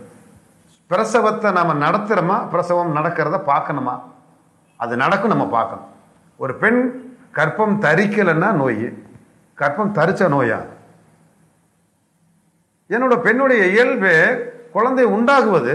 அப்ப இது நோய் இல்லையே, அப்ப இதுக்கு மருத்துவங்கிறது தேவையில்லையே. மருத்துவம் தேவையில்லை, எந்த மருத்துவம் தேவையில்லை. நீ அக்குபஞ்சர் மருத்துவம் கூட தேவையில்லை நாங்க சொல்லிக்கிட்டு இருக்கோம். இது இயற்கையான விஷயம். குழந்தை பிறக்கல, அந்த தாய்க்கு ஒரு பெண்ணுக்கு கரு உண்டாகலைன்னா தான் அது குறைபாடு. அப்பதான் மருத்துவம் தேவைப்படுது. அந்த இதுக்கு தேவையான மருத்துவம் உண்டாயிருச்சு, குழந்தை உண்டாக்கிட்டாங்கன்னா மருத்துவத்துக்கு போகணுங்கிற அவசியமே இல்லை. அது இயற்கைக்கு புறம்பான விஷயம். காத்திருக்கக்கூடிய தன்மை நம்ம இழந்துட்டோம், அதுதான் விஷயம். எப்ப குழந்தை பிறக்கணுமோ அது பிறந்தே தீரும், யாராலும் தடுக்க முடியாது. எனக்கு வந்து 2013 ஃபெப்ரவரியில் ஃபர்ஸ்ட் பேபி டெலிவரி ஆச்சு. அது வந்து சிசேரியன் தான் ஆச்சு. அதுக்கப்புறம் 1 இயர்க்குள்ளே கன்சீவ் ஆகிட்டேன். அதுக்கப்புறம் டாக்டர்கிட்ட ரெகுலராக செக்அப் போயிட்டு இருந்தேன். அவங்ககிட்ட கேட்டதுக்கு வந்து பேபி சிசேரியன் தான் பண்ண முடியும், நார்மல் ஆகிறதுக்கு சான்சஸ் கம்மின்னு சொல்லி சொன்னாங்க. 6 மந்த் வரைக்கும் அந்த ட்ரீட்மெண்ட் எடுத்துகிட்டு இருந்தேன். அதுக்கப்புறம் அக்குபஞ்சர் ட்ரீட்மெண்ட் பற்றி கேள்விப்பட்டு அதுக்கப்புறம் அக்குபஞ்சர் டாக்டர்கிட்ட போனோம். எனக்கு வந்து ஃபர்ஸ்ட் டெலிவரிக்கு அப்புறம் பேக் பெயின் இருந்ததுனால அதுக்கு ட்ரீட்மெண்ட் எடுக்க போனோம். பேக் பெயின் நல்லா ஆயிடுச்சு. சார் வந்து உங்களுக்கு நார்மல் டெலிவரி ஆகிறதுக்கு ஆகும், கண்டிப்பாக ஆகும், நார்மல் டெலிவரி ஆதான் கண்டிப்பாக ஆகும்னு சொல்லி சொன்னாங்க. அதனால் அவங்ககிட்டயே ட்ரீட்மெண்ட் எடுத்துக்கிட்டோம் ரெகுலராக. அதுக்கப்புறம் மெடிசன்ஸ் எதுவுமே சாப்பிடக்கூடாதுன்னு சொல்லி சொன்னாங்க. மெடிசன்ஸ் எதுவுமே எடுத்துக்கல. அதுக்கப்புறம் அவங்க சொன்னதை மட்டும் ஃபாலோ பண்ணேன். எனக்கு பெயின் வந்தப்புறம் அவங்க வீட்லேயே வந்து டெலிவரி ஆச்சு, நல்லபடியாக ஆச்சு. டெலிவரி ஆகி குழந்தையும் நல்லா இருந்து தான் நானும் வந்து ஒரு 10 to 15 டேஸில் நான் ரெக்கவர் ஆகிட்டு நல்லாவே இருக்கேன். எனக்கு ஃபர்ஸ்ட் பேபி வந்து 2010 சிசேரியனில் தான் பிறந்தா. அப்புறம் செகண்ட் பேபி கன்சீவாக இருக்கும்போது இவன் எப்படியாவது நார்மல் டெலிவரி தான் பெற்றுக்கணும்னு ஒரு ஆசை. ஆனால் அது ஒரு மேக்ஸிமம் ஒரு 15 ஹாஸ்பிட்டல் கேட்டிருப்போம், யாருமே முடியாது, ட்ரை பண்ணவே மாட்டோம், அது ரொம்ப ரிஸ்க்கு அப்படி இப்படின்ட்டாங்க. அப்புறம் தற்செயலாக அக்குபஞ்சர் ஹீலர் ஒருத்தர் பார்த்தோம். அவங்க தான் நல்லா என்கரேஜ் பண்ணி கண்டிப்பாக நார்மல் டெலிவரி ஆகும், எந்த பிரச்சனையும் இல்லை அப்படின்னு சொல்லி எங்களுக்கு தைரியம் சொன்னாங்க. அதாவது முந்தின நாள்லேருந்து லைட்டாக வலி இருந்துச்சு. நான் அப்போல்லாம் யார்கிட்டையும் எதுவுமே சொன்னால் ஹாஸ்பிட்டல் கூப்பிட்டு போயிடுவாங்கன்ட்டு. அப்புறம் விடியற்கால 4 மணிக்கு பனிக்கூடை உடஞ்சி நல்லா வலி வர ஆரம்பிச்சிருச்சு. அதுக்கப்புறம் தான் ஹீலருக்கு ஃபோன் பண்ணேன். வந்தாங்க. வந்து ஒரு 8:30க்கெலாம் நல்லபடியாக தம்பி பிறந்துட்டான். எந்த பிரச்சனையுமே இல்லை. இன்னைக்கு வரைக்கும் எந்த இங்கிலீஷ் மெடிசனும் ஃபாலோ பண்ணுறதில்ல. அதே மாதிரி டெலிவரி ஆனதுக்கப்புறம் எல்லாருக்குமே ஒரு ஆச்சரியம். பக்கத்து வீட்டில் எல்லாரும் வந்து ஒரு அதிசயம் மாதிரி வந்து பார்த்தாங்க. ஆபத்து காலங்களிலும் விபத்து காலங்களிலும் அக்குபஞ்சர் சிகிச்சை ஒரு நபரை முழுமையாக குணப்படுத்துமா என்ற சந்தேகம் நமக்கு தோன்றுவது இயல்புதான். விபத்து காலங்களில் ஒருவரை குணமாக்குவதில் இந்திய அக்குபஞ்சர் எப்படி துணை புரிகிறது? விபத்து காலங்களில் உடம்புல பராமரிப்பு வேலை தான் நடக்குமே தவிர ஜீரணிக்கக்கூடிய வேலை உடம்புல நடக்காது. அப்போ உடம்பு விபத்து ஏற்பட்டுருச்சு அப்படின்னா அந்த உடம்புக்கு லைட்டான ஜூஸு, பழங்கள் லைட் அது மாதிரி சாப்பிட்டுக்கிட்டு இருந்தாங்கன்னா உடம்புடைய பராமரிப்பு வேலை ரொம்ப வேகமாக நடக்கும். ஆனால் பெரும்பாலும் நம்ம என்ன செய்யறோம் அப்படின்னா விபத்து நேரத்தில் அதிகமான உணவு கொடுக்குறோம்.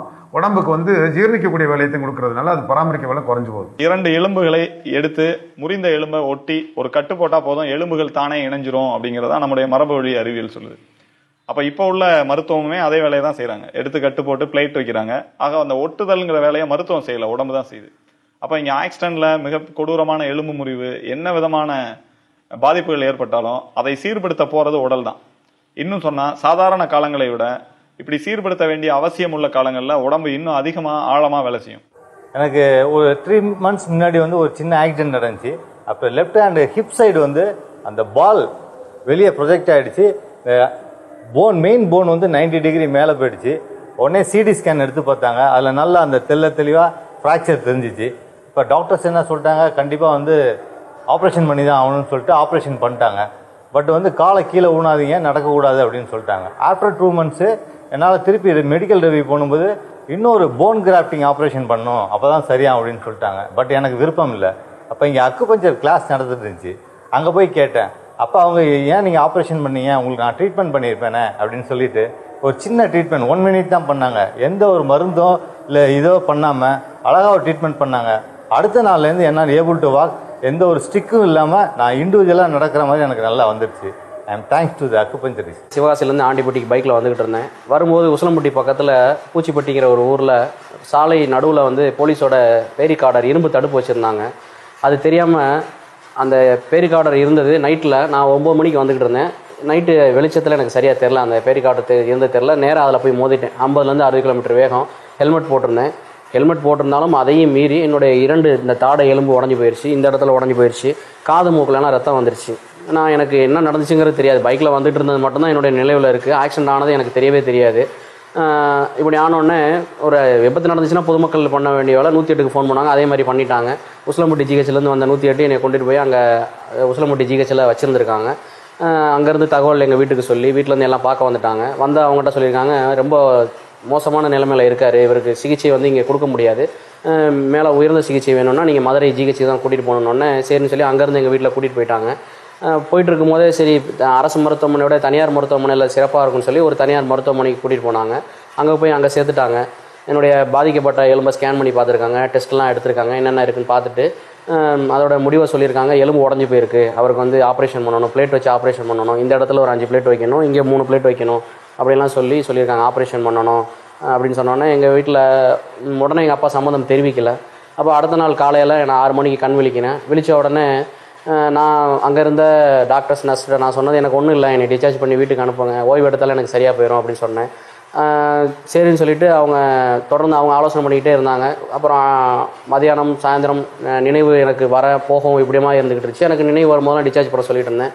அப்புறம் என்னை பார்க்க வந்திருந்த என்னுடைய உறவினர் நண்பர்கிட்டையும் டிஸ்சார்ஜ் பண்ணி வெளியே கூட்டிகிட்டு போங்க அப்படின்னு சொன்னோன்னே அவங்களும் அதுக்கு ஆலோசனை பண்ணி சரி கூட்டிகிட்டு போயிடுவோம் அப்படின்னு சொல்லிட்டு அங்கேருந்து என்னை கூட்டிகிட்டு வந்துட்டாங்க. வந்துட்டு முழு ஓய்வில் இருந்தேன், எதுவுமே பண்ணலை.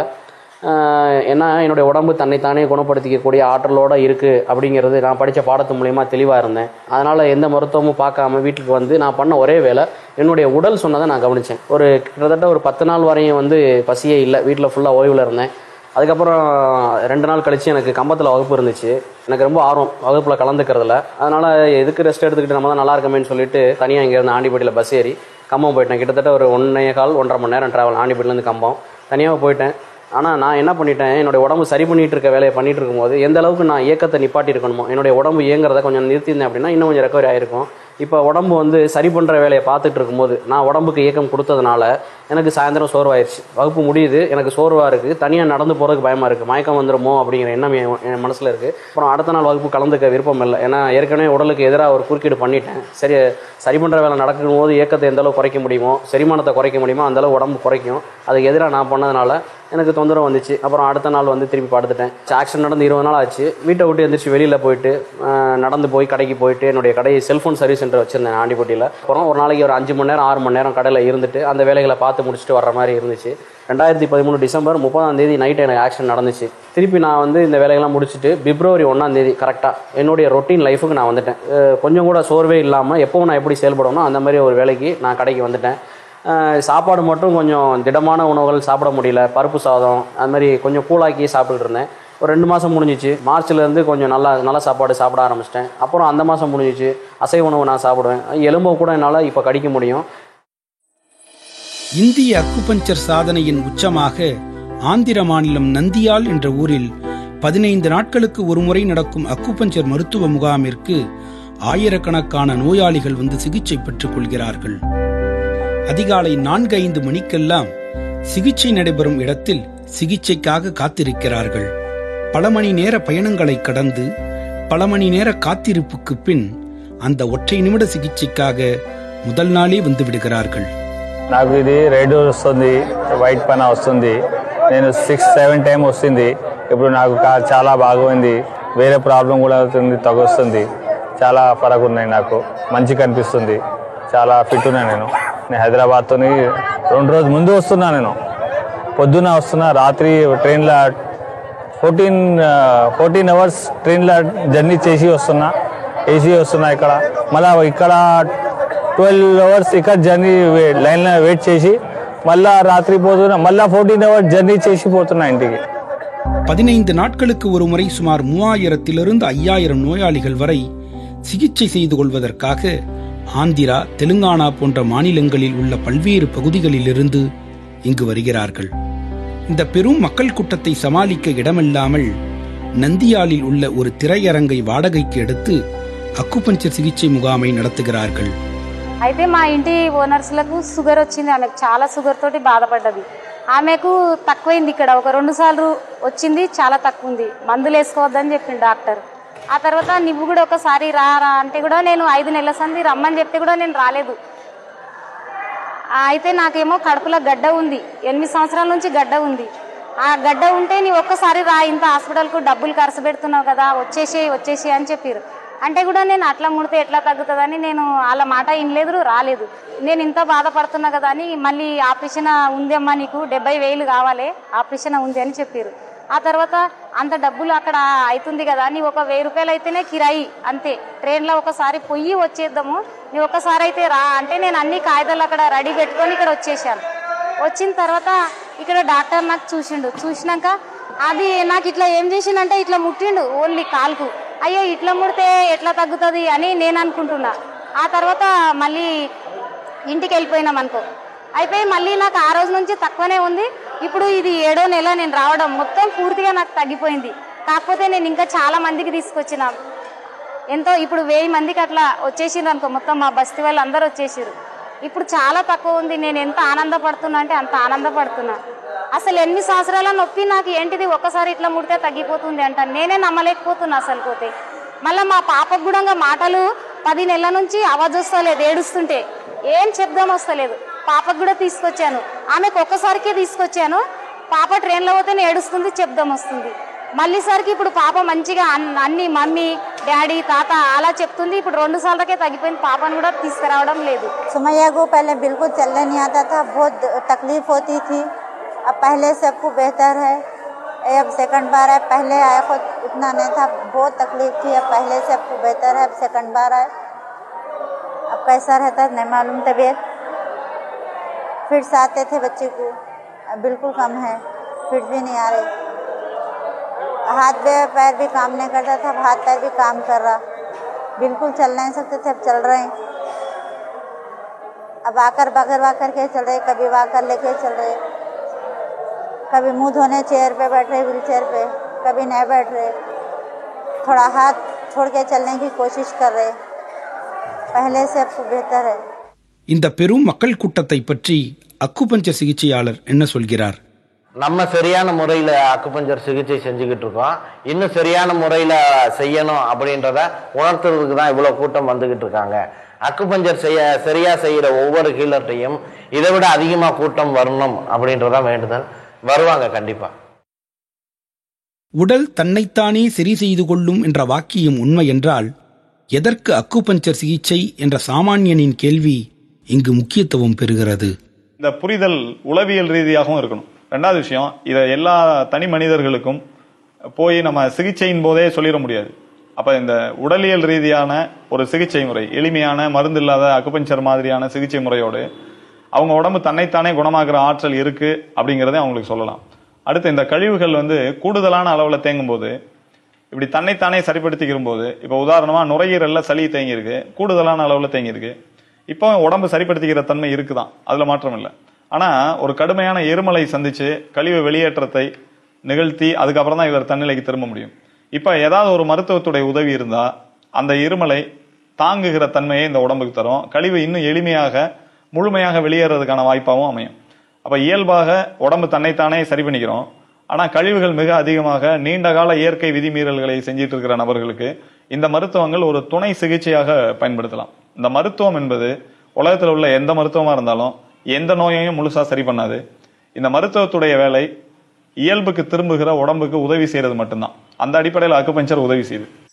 இயற்கையின் அங்கம்தான் நான் உணர்ந்த ஒருத்தருக்கு மருத்துவமே தேவைப்படாது. இன்னும் சொல்ல போனால் இயற்கை நமக்கு மருத்துவத்தை கற்றுக் கொடுக்கவே இல்லை.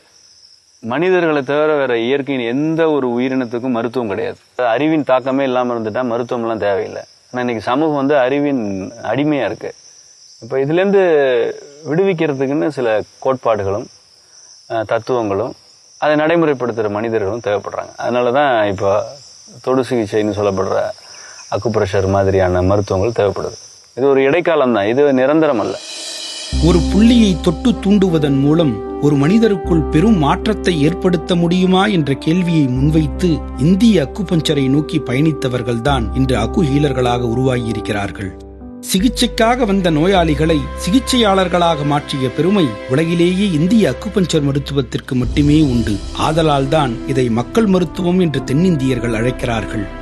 இன்றைக்கு 1000த்திற்கும் மேற்பட்ட அக்குபஞ்சர் சிகிச்சையாளர்களை உருவாக்கிய அக்கு ஹீலர் போஸ்கே முகமது மீரா அவர்கள் 15 வருடங்களுக்கு முன்பு ஒரு சாமானியனாகத்தான் இந்த சிகிச்சையை நோக்கி சென்றிருக்கிறார்.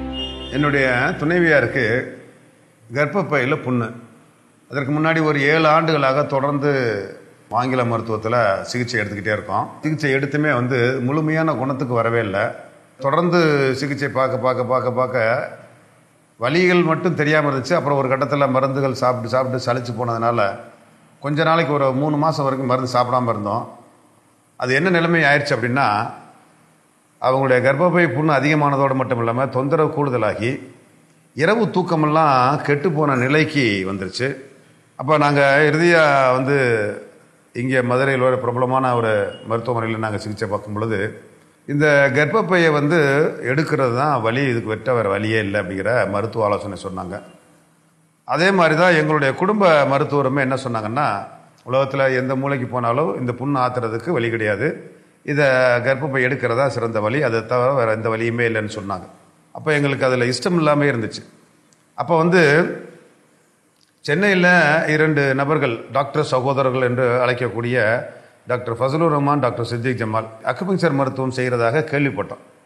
அங்கே போனால் மருத்துவ முறையே கம்ப்ளீட்டாக முழுக்க வித்தியாசமாக இருந்துச்சு. வந்தாங்க, கையை தொட்டாங்க, உடம்புல ஒரு பகுதியில் ஒரு இடத்துல டச் கொடுத்தாங்க. அவங்களுக்கு என்ன தேவையோ அதுக்குரிய சிகிச்சையை கொடுத்துருக்கேன், குணமாயிருவாங்க, தைரியமாக போயிட்டு வாங்க, நல்லபடியாக போயிட்டு வாங்க, நல்லா சரியாயிரும் அப்படின்ட்டு நம்பிக்கையான வார்த்தையை சொன்னாங்க. அந்த வார்த்தையை கேட்கறதுக்கே ஆனந்தமாக இருந்துச்சு. சரி பார்க்கலாம், தொடர்ந்து என்னதான் நடக்குதுன்னு பார்க்கலாம் அப்படின்ட்டு நாங்கள் தொடர்ந்து இந்த சிகிச்சைக்கு போய்கிட்டு இருக்கோம். இந்த சிகிச்சை எடுக்க அவங்க மனநிலை உடல்நிலை எப்படி ஆகுதுன்னா, நல்லா ஆக்டிவ் ஆகிறாங்க. முகத்தில் அந்த வலிக்கான அறிகுறி எதுவுமே தெரியாத அளவுக்கு மாறிக்கிட்டே வர்றாங்க. நான் என்ன முடிவு பண்ணோம்னா, சரி வலியெல்லாம் நல்லா இருக்குது, உங்கள் ஃபேமிலி டாக்டர்மா ஏற்கனவே அப்படி சொன்னாங்க, அவங்கள்ட்ட போய் செக் பண்ணிக்கலாம் அப்படின்ட்டு இவங்களை கூப்பிட்டுட்டு போகிறேன். அவங்க சொல்கிறாங்க, இந்த புண்ணு முழுக்க தழும்பு இல்லாமல் அளவுக்கு ஆறிடுச்சு, நீ போய் என்னடி செஞ்ச, எந்த மருத்துவம் என்ன பண்ண அப்படின்னு சொல்லி டாக்டர்மாவே ஆச்சரியமாக கேட்டாங்க. மருந்துகளே எதுவுமே பயன்படுத்தாமல், எந்த மருந்துக்கும் யூஸ் பண்ணாமல், சும்மா உடம்ப ஒரு டச் பண்ணி விட்டதுலே இவ்வளோ பெரிய மாற்றமா, இவ்வளோ பெரிய சரியாகுதல், குணமாகுதலா அப்படிங்கிற பலவிதமான கேள்விகள் வர ஆரம்பிச்சிச்சு. இப்படி ஒரு மருத்துவ முறை, இவ்வளோ ஒரு எளிமையான ஒரு ஹை டைனமிக்கான ஒரு மருத்துவ முறை மக்களுக்கு தெரியாமே போச்சு. இது வெளியவே தெரியலையே, இப்படி ஒரு சிகிச்சை முறைக்கு இருக்குதுங்கிறதே தெரியலையே, இது ஒரு சிஸ்டமாகவே வந்து அறிவிக்கப்படவே இல்லையே, தெரிவிக்கப்படவே இல்லையே, மக்களுடைய கவனமும் இதில் திரும்பலையே, இது வேற ஏதாவது இதை யாராவது தடுத்து நிறுத்திட்டாங்களா, இல்லை மக்கள் இது மேலே கவனத்தை செலுத்தாமல் விட்டுட்டாங்களா அப்படிங்கிற மாதிரியான பலவிதமான கேள்விகள் வந்துச்சு. சரி, என்ன இருந்தாலும் இது நல்ல சரியான ஒரு மருத்துவ முறையாகவும் எளிமையான மருத்துவ முறையாகவும் கற்றுக்கிறதுக்கு எளிமையான முறையாகவும் தெரியுது, இதை நம்ம படிக்கலாம் அப்படிங்கிற மாதிரியான ஒரு முழுமையான கவனம் வந்துருச்சு. 1.5 வருஷம் இதில் முழுக்க என்னுடைய கவனத்தை செலுத்தும் பொழுது இந்த மருத்துவத்தில் சொல்ல அடிப்படையில் இந்த பயிற்சிகளை நான் செய்ய ஆரம்பிக்கிறேன். செய்ய செய்ய செய்ய செய்ய இது நான் இன்னும் வந்து கிளினிக்காக செய்யலை, நான் ட்ரையல் வெர்ஷனாக பார்த்துக்கிட்டே இருக்கேன். படித்த விஷயம் உண்மைதானா, சரியாகுதா, நாம் படிச்சிருக்க இந்த விஷயமும் நமக்கு கைக்கூடி வருதா, இந்த மாதிரியான ட்ரையல்லையே இதில் வந்து ஒரு 9 மாதம் வரைக்கும் நான் தொடர்ந்து பண்ணிக்கிட்டு இருக்கேன். ஒரு இடத்துல என்ன மாதிரி எனக்கு வருது அப்படின்னா, இந்த மருத்துவத்தை முழுமையாக நான் செய்கிற அளவுக்கான தகுதியும் அதற்கான போதிய அளவுக்கான பயிற்சியும் கிடைச்சிருங்கிற நம்பிக்கை எனக்குள்ளே ஏற்பட்டுச்சு.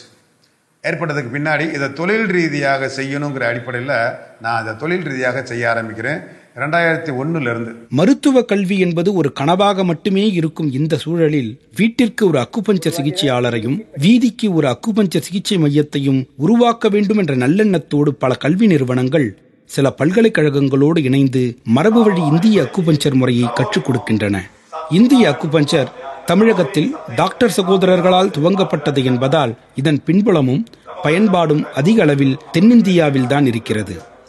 அதன் அடிப்படையில் தமிழகத்தில் தமிழ்நாடு திறந்தநிலை பல்கலைக்கழகம், பெரியார் மணியம்மை பல்கலைக்கழகம், தஞ்சை தமிழ் பல்கலைக்கழகம் மற்றும் பாரதியார் பல்கலைக்கழகம் போன்ற பல்கலைக்கழகங்கள் இந்திய அக்குபஞ்சரை அங்கீகரித்து அதை தொலைநிலை கல்வியாகவும் பகுதி நேர கல்வியாகவும் வழங்குகின்றன. கம்பம் அகாடமி 2 விதமான பயிற்சி முறைகளை பின்பற்றுறோம். ஒன்று, இந்த அக்குபஞ்சரை அடுத்த தலைமுறைக்கு தெரிய வைக்கிற விதமாக இந்த மக்கள் பயன்படுத்துகிற இந்த மருத்துவ முறையை மக்களுக்கே கற்றுத்தர்ற ஒரு பயிற்சி முறை. இதை வீட்டுக்கு ஒரு மருத்துவர் அப்படின்னு சொல்கிறோம். இவங்க ப்ரொஃபஷனல் டாக்டர்ஸ் இல்லை, ஒரு பயிற்சி பெற்ற அக்குபஞ்சரிஸ்டும் இல்லை. ஆனால் அவங்களுடைய உடலையும் அவங்களோட நண்பர்கள் உறவினர்களுடைய ஆரோக்கியத்தையும் சமச்சீரான நிலையில் வச்சுக்கிறதுக்காக உதவிகளை செய்ய முடியும் அவங்களால.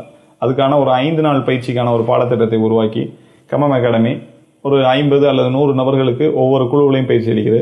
30க்கும் மேற்பட்ட குழுக்களுக்கு இப்போ பயிற்சி அளிச்சிருக்கோம். இதே வீட்டுக்கு ஒரு மருத்துவர் பயிற்சி தான் மலேசியாவிலையும் தொடர்ந்து நடத்திட்டு இருக்கோம் கம்பம் அகாடமி மூலமாக. 2வது பயிற்சி முறை தான் பல்கலைக்கழகங்கள் மூலமாக அக்கு ஹீலரை உருவாக்குகிற பயிற்சி.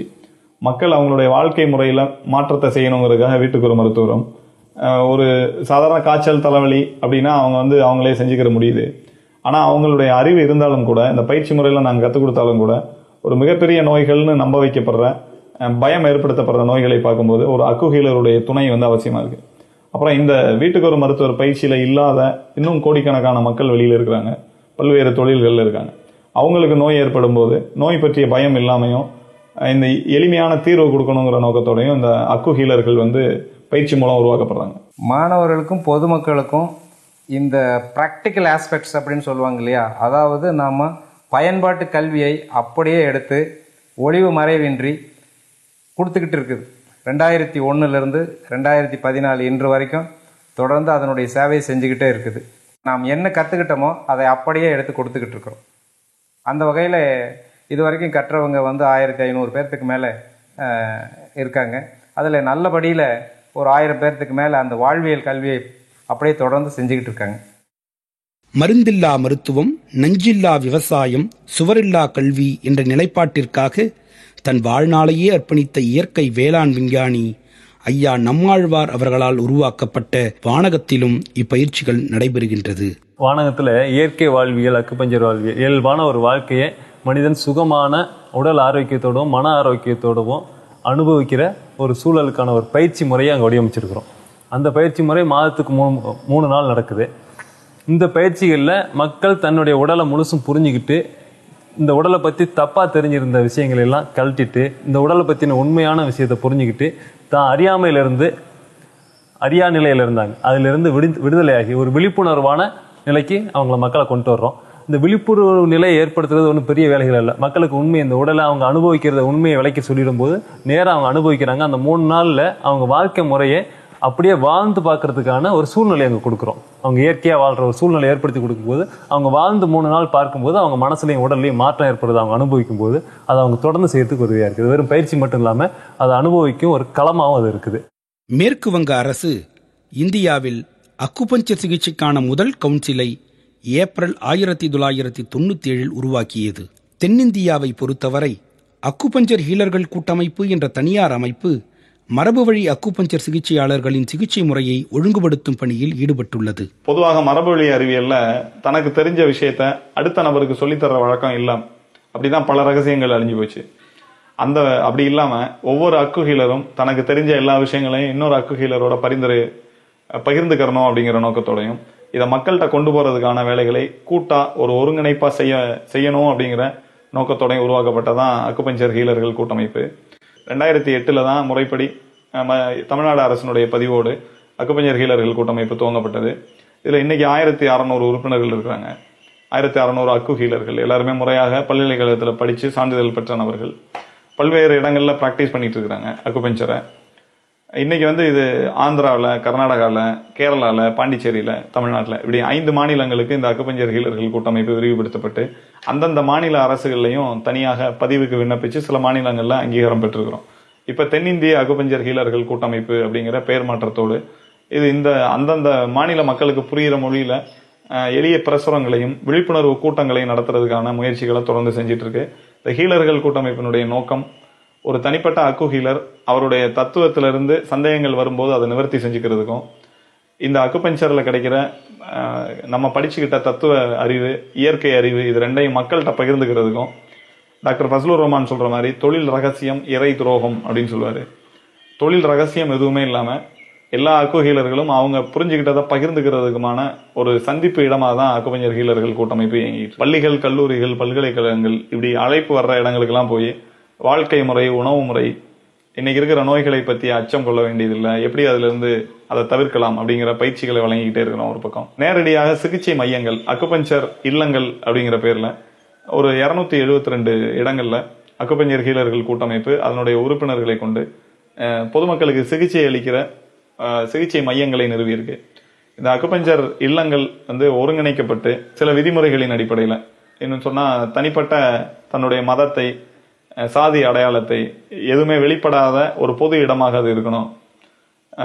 வருகிற நோயாளிகளுக்கு நம்ம எதை சார்ந்தவங்க அப்படிங்கிறது இல்லாம எல்லாருமே அக்குபஞ்சரிஸ்டுகள், அக்கு ஹீலர்கள் அப்படிங்கிற ஒரு பொதுத்தன்மையை ஏற்படுத்தணும்.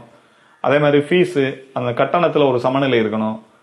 மாத்தி மாத்தி ஒவ்வொரு நோய்க்கும் ஒவ்வொரு கட்டணம் அப்படிங்கிற மாதிரி கட்டணம் கொள்ளையில வந்துடக்கூடாது, வியாபார நோக்கமாக மாறிடக்கூடாது அப்படிங்கிற அடிப்படையில சில விதிமுறைகளை ஹீலர்கள் கூட்டமைப்பு வகுத்து அதை முழுமையாக இணைந்து செய்ய விரும்புகிற அக்கு ஹீலர்களோடு இணைஞ்சு 272 இடங்கள்ல அக்குபஞ்சர் இல்லங்கள் அப்படிங்கிற பெயர்ல செயல்படுது. இது தமிழ்நாடு மட்டும் இல்லாம இப்ப கேரளாலையும், இன்னும் விரைவில் ஆந்திரா, கர்நாடகா போன்ற பகுதிகளிலையும் செயல்பட இருக்கு. உண்மையான மரபு வழி அக்குபஞ்சர் சிகிச்சையாளரை ஒரு சாமானியன் எப்படி அடையாளம் காண முடியும்?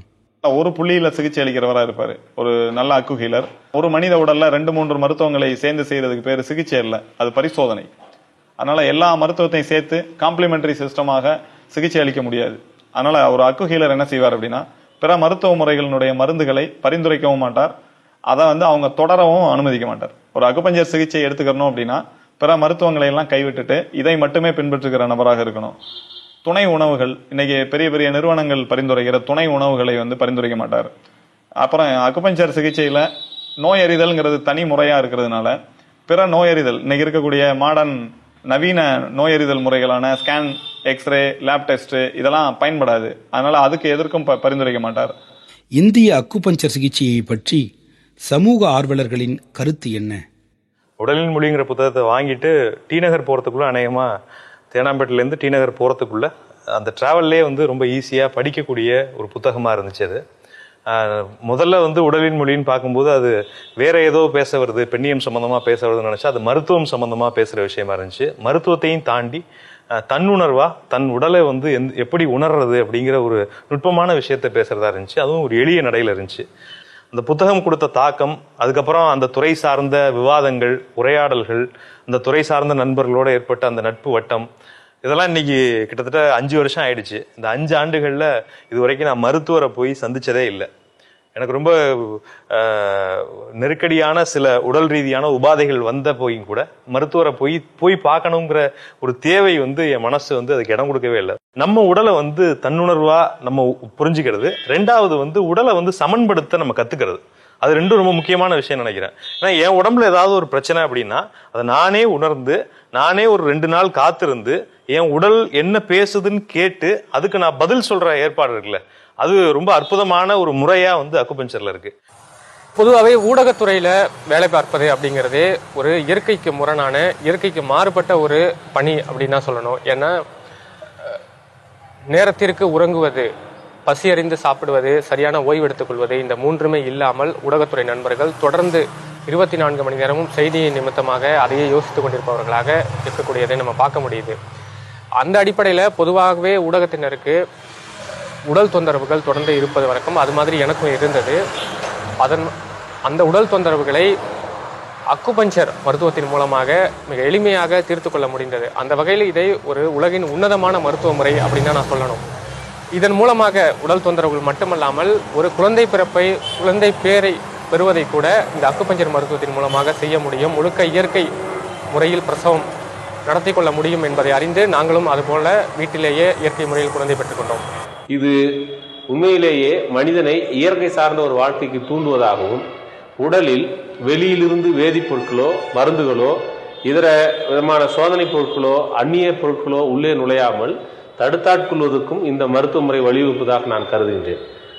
கூடவே இந்த அக்குப்ரெஷர் என்பது எந்த விதமான பக்க விளைவுகளும் இல்லாத ஒன்றாக இருப்பது மிக ஆரோக்கியமான ஒன்றாக கருத வேண்டியிருக்கிறது. ஒரு புள்ளியை தொடுவதன் மூலமாக 10,000 நோய்களை குணப்படுத்த முடியும் என்று பசலூர் ரஹ்மான் இன்றைக்கு நிறுவி காட்டியிருக்கிறார். அவர் ஆயிரக்கணக்கான லட்சக்கணக்கான நோயாளிகளை குணப்படுத்தியிருக்கிறார் என்கிற தகவல்கள் எல்லாம் நமக்கு மிகுந்த நம்பிக்கை அளிக்கக்கூடியதாக இருக்கிறது. இந்திய அக்குபஞ்சர் சிகிச்சையை பற்றி பிற மருத்துவங்களை சேர்ந்தவர்கள் என்ன சொல்கிறார்கள்? எனக்கு கடந்த ஒரு 15 வருஷமாக வந்து நான் என்னோட காலேஜ் டேஸ்ல இருந்து திடீர்னு பயங்கரமான அலர்ஜினா அடுக்கு தும்மல், வீசிங், எப்போ பாரு மூக்கு அரிப்பு, இந்த மாதிரி இருந்தது. ஆல்மோஸ்ட் இது வந்து என் வாழ்க்கையில் ஒரு அங்கமாகவே ஆயிடுச்சு. இந்த அலர்ஜி என்னோட டே டு டே லைஃபையே வந்து ரொம்ப அஃபெக்ட் பண்ணிட்டு இருந்தது. என்னால் டேப்லெட் இல்லாமல் ஒரு 24 hours to 48 hours தான் மேக்ஸிமம் இருக்க முடியும். ஆல்மோஸ்ட் வருஷம் ஃபுல்லாக டேப்லெட் எடுத்துகிட்டே தான் இருக்கணும். இல்லைன்னா மூக்கில் ஸ்ப்ரே இது மாதிரி பண்ணிட்டு தான் இருக்கணும். எந்த ஒரு வேலை செய்யணுன்னாலும் பயப்படுவேன் நான். எந்த ஒரு வேலைனாலும் ஃபஸ்ட்டு என் மூக்கை பற்றி தான் யோசிப்பேன். என் மூக்கு இதுக்கு வந்து ஒத்துக்குமா அப்படின்னு. இதுக்காக நான் பல டாக்டர்ஸ் பார்த்து ட்ரீட்மெண்ட் எடுத்தேன். ஒரு சர்ஜரி கூட மூக்கில் பண்ணியிருந்தேன். ஆனால் சர்ஜரி பண்ணுறப்பே எனக்கு என்ன சொல்லி தான் பண்ணாங்கன்னா, பண்ணாலுமே உங்களுக்கு இந்த அலர்ஜி போகாது அப்படின்னு தான் சொன்னாங்க. அக்கு தெரப்பி பற்றி எனக்கு தெரிய வந்துச்சு. சரி, நம்ம எவ்வளவோ கஷ்டப்பட்டுட்டோம், இதில் வந்து ட்ரை பண்ணல ஒன்றும் தப்பு இல்லைன்னு நான் ஆரம்பித்தேன். இப்போ தான் ஒரு 2.5 மாதமாக தான் ட்ரீட்மெண்ட் எடுத்திருக்கேன். எவ்வளவோ டாக்டர்ஸ் பார்த்து சரியாகாது. எனக்கு இப்போ அந்த 2.5 மாதத்தில் நல்ல கண்ட்ரோல்குள்ளே வந்திருக்கு. எனக்கு இன்னுமே எனக்கு வந்து ஆச்சரியமாக தான் இருக்குது. என் உடம்பு தானா இதுங்கிறது என்னால் நம்ப முடியல. தொடர்ந்து இந்த ட்ரீட்மெண்ட் பற்றி நிறைய தெரிஞ்சுக்கணும்னு நான் ஆர்வமாக இருக்கேன், ஆசைப்படுறேன். நாங்கள் பாரம்பரிய சித்த வைத்திய மரபை சேர்ந்தவர்கள். எங்களுடைய சித்த வைத்திய மரபின்படி வைத்தியம் என்றால் வைத்திருப்பதை இயம்புவது என்று சொல்வோம்.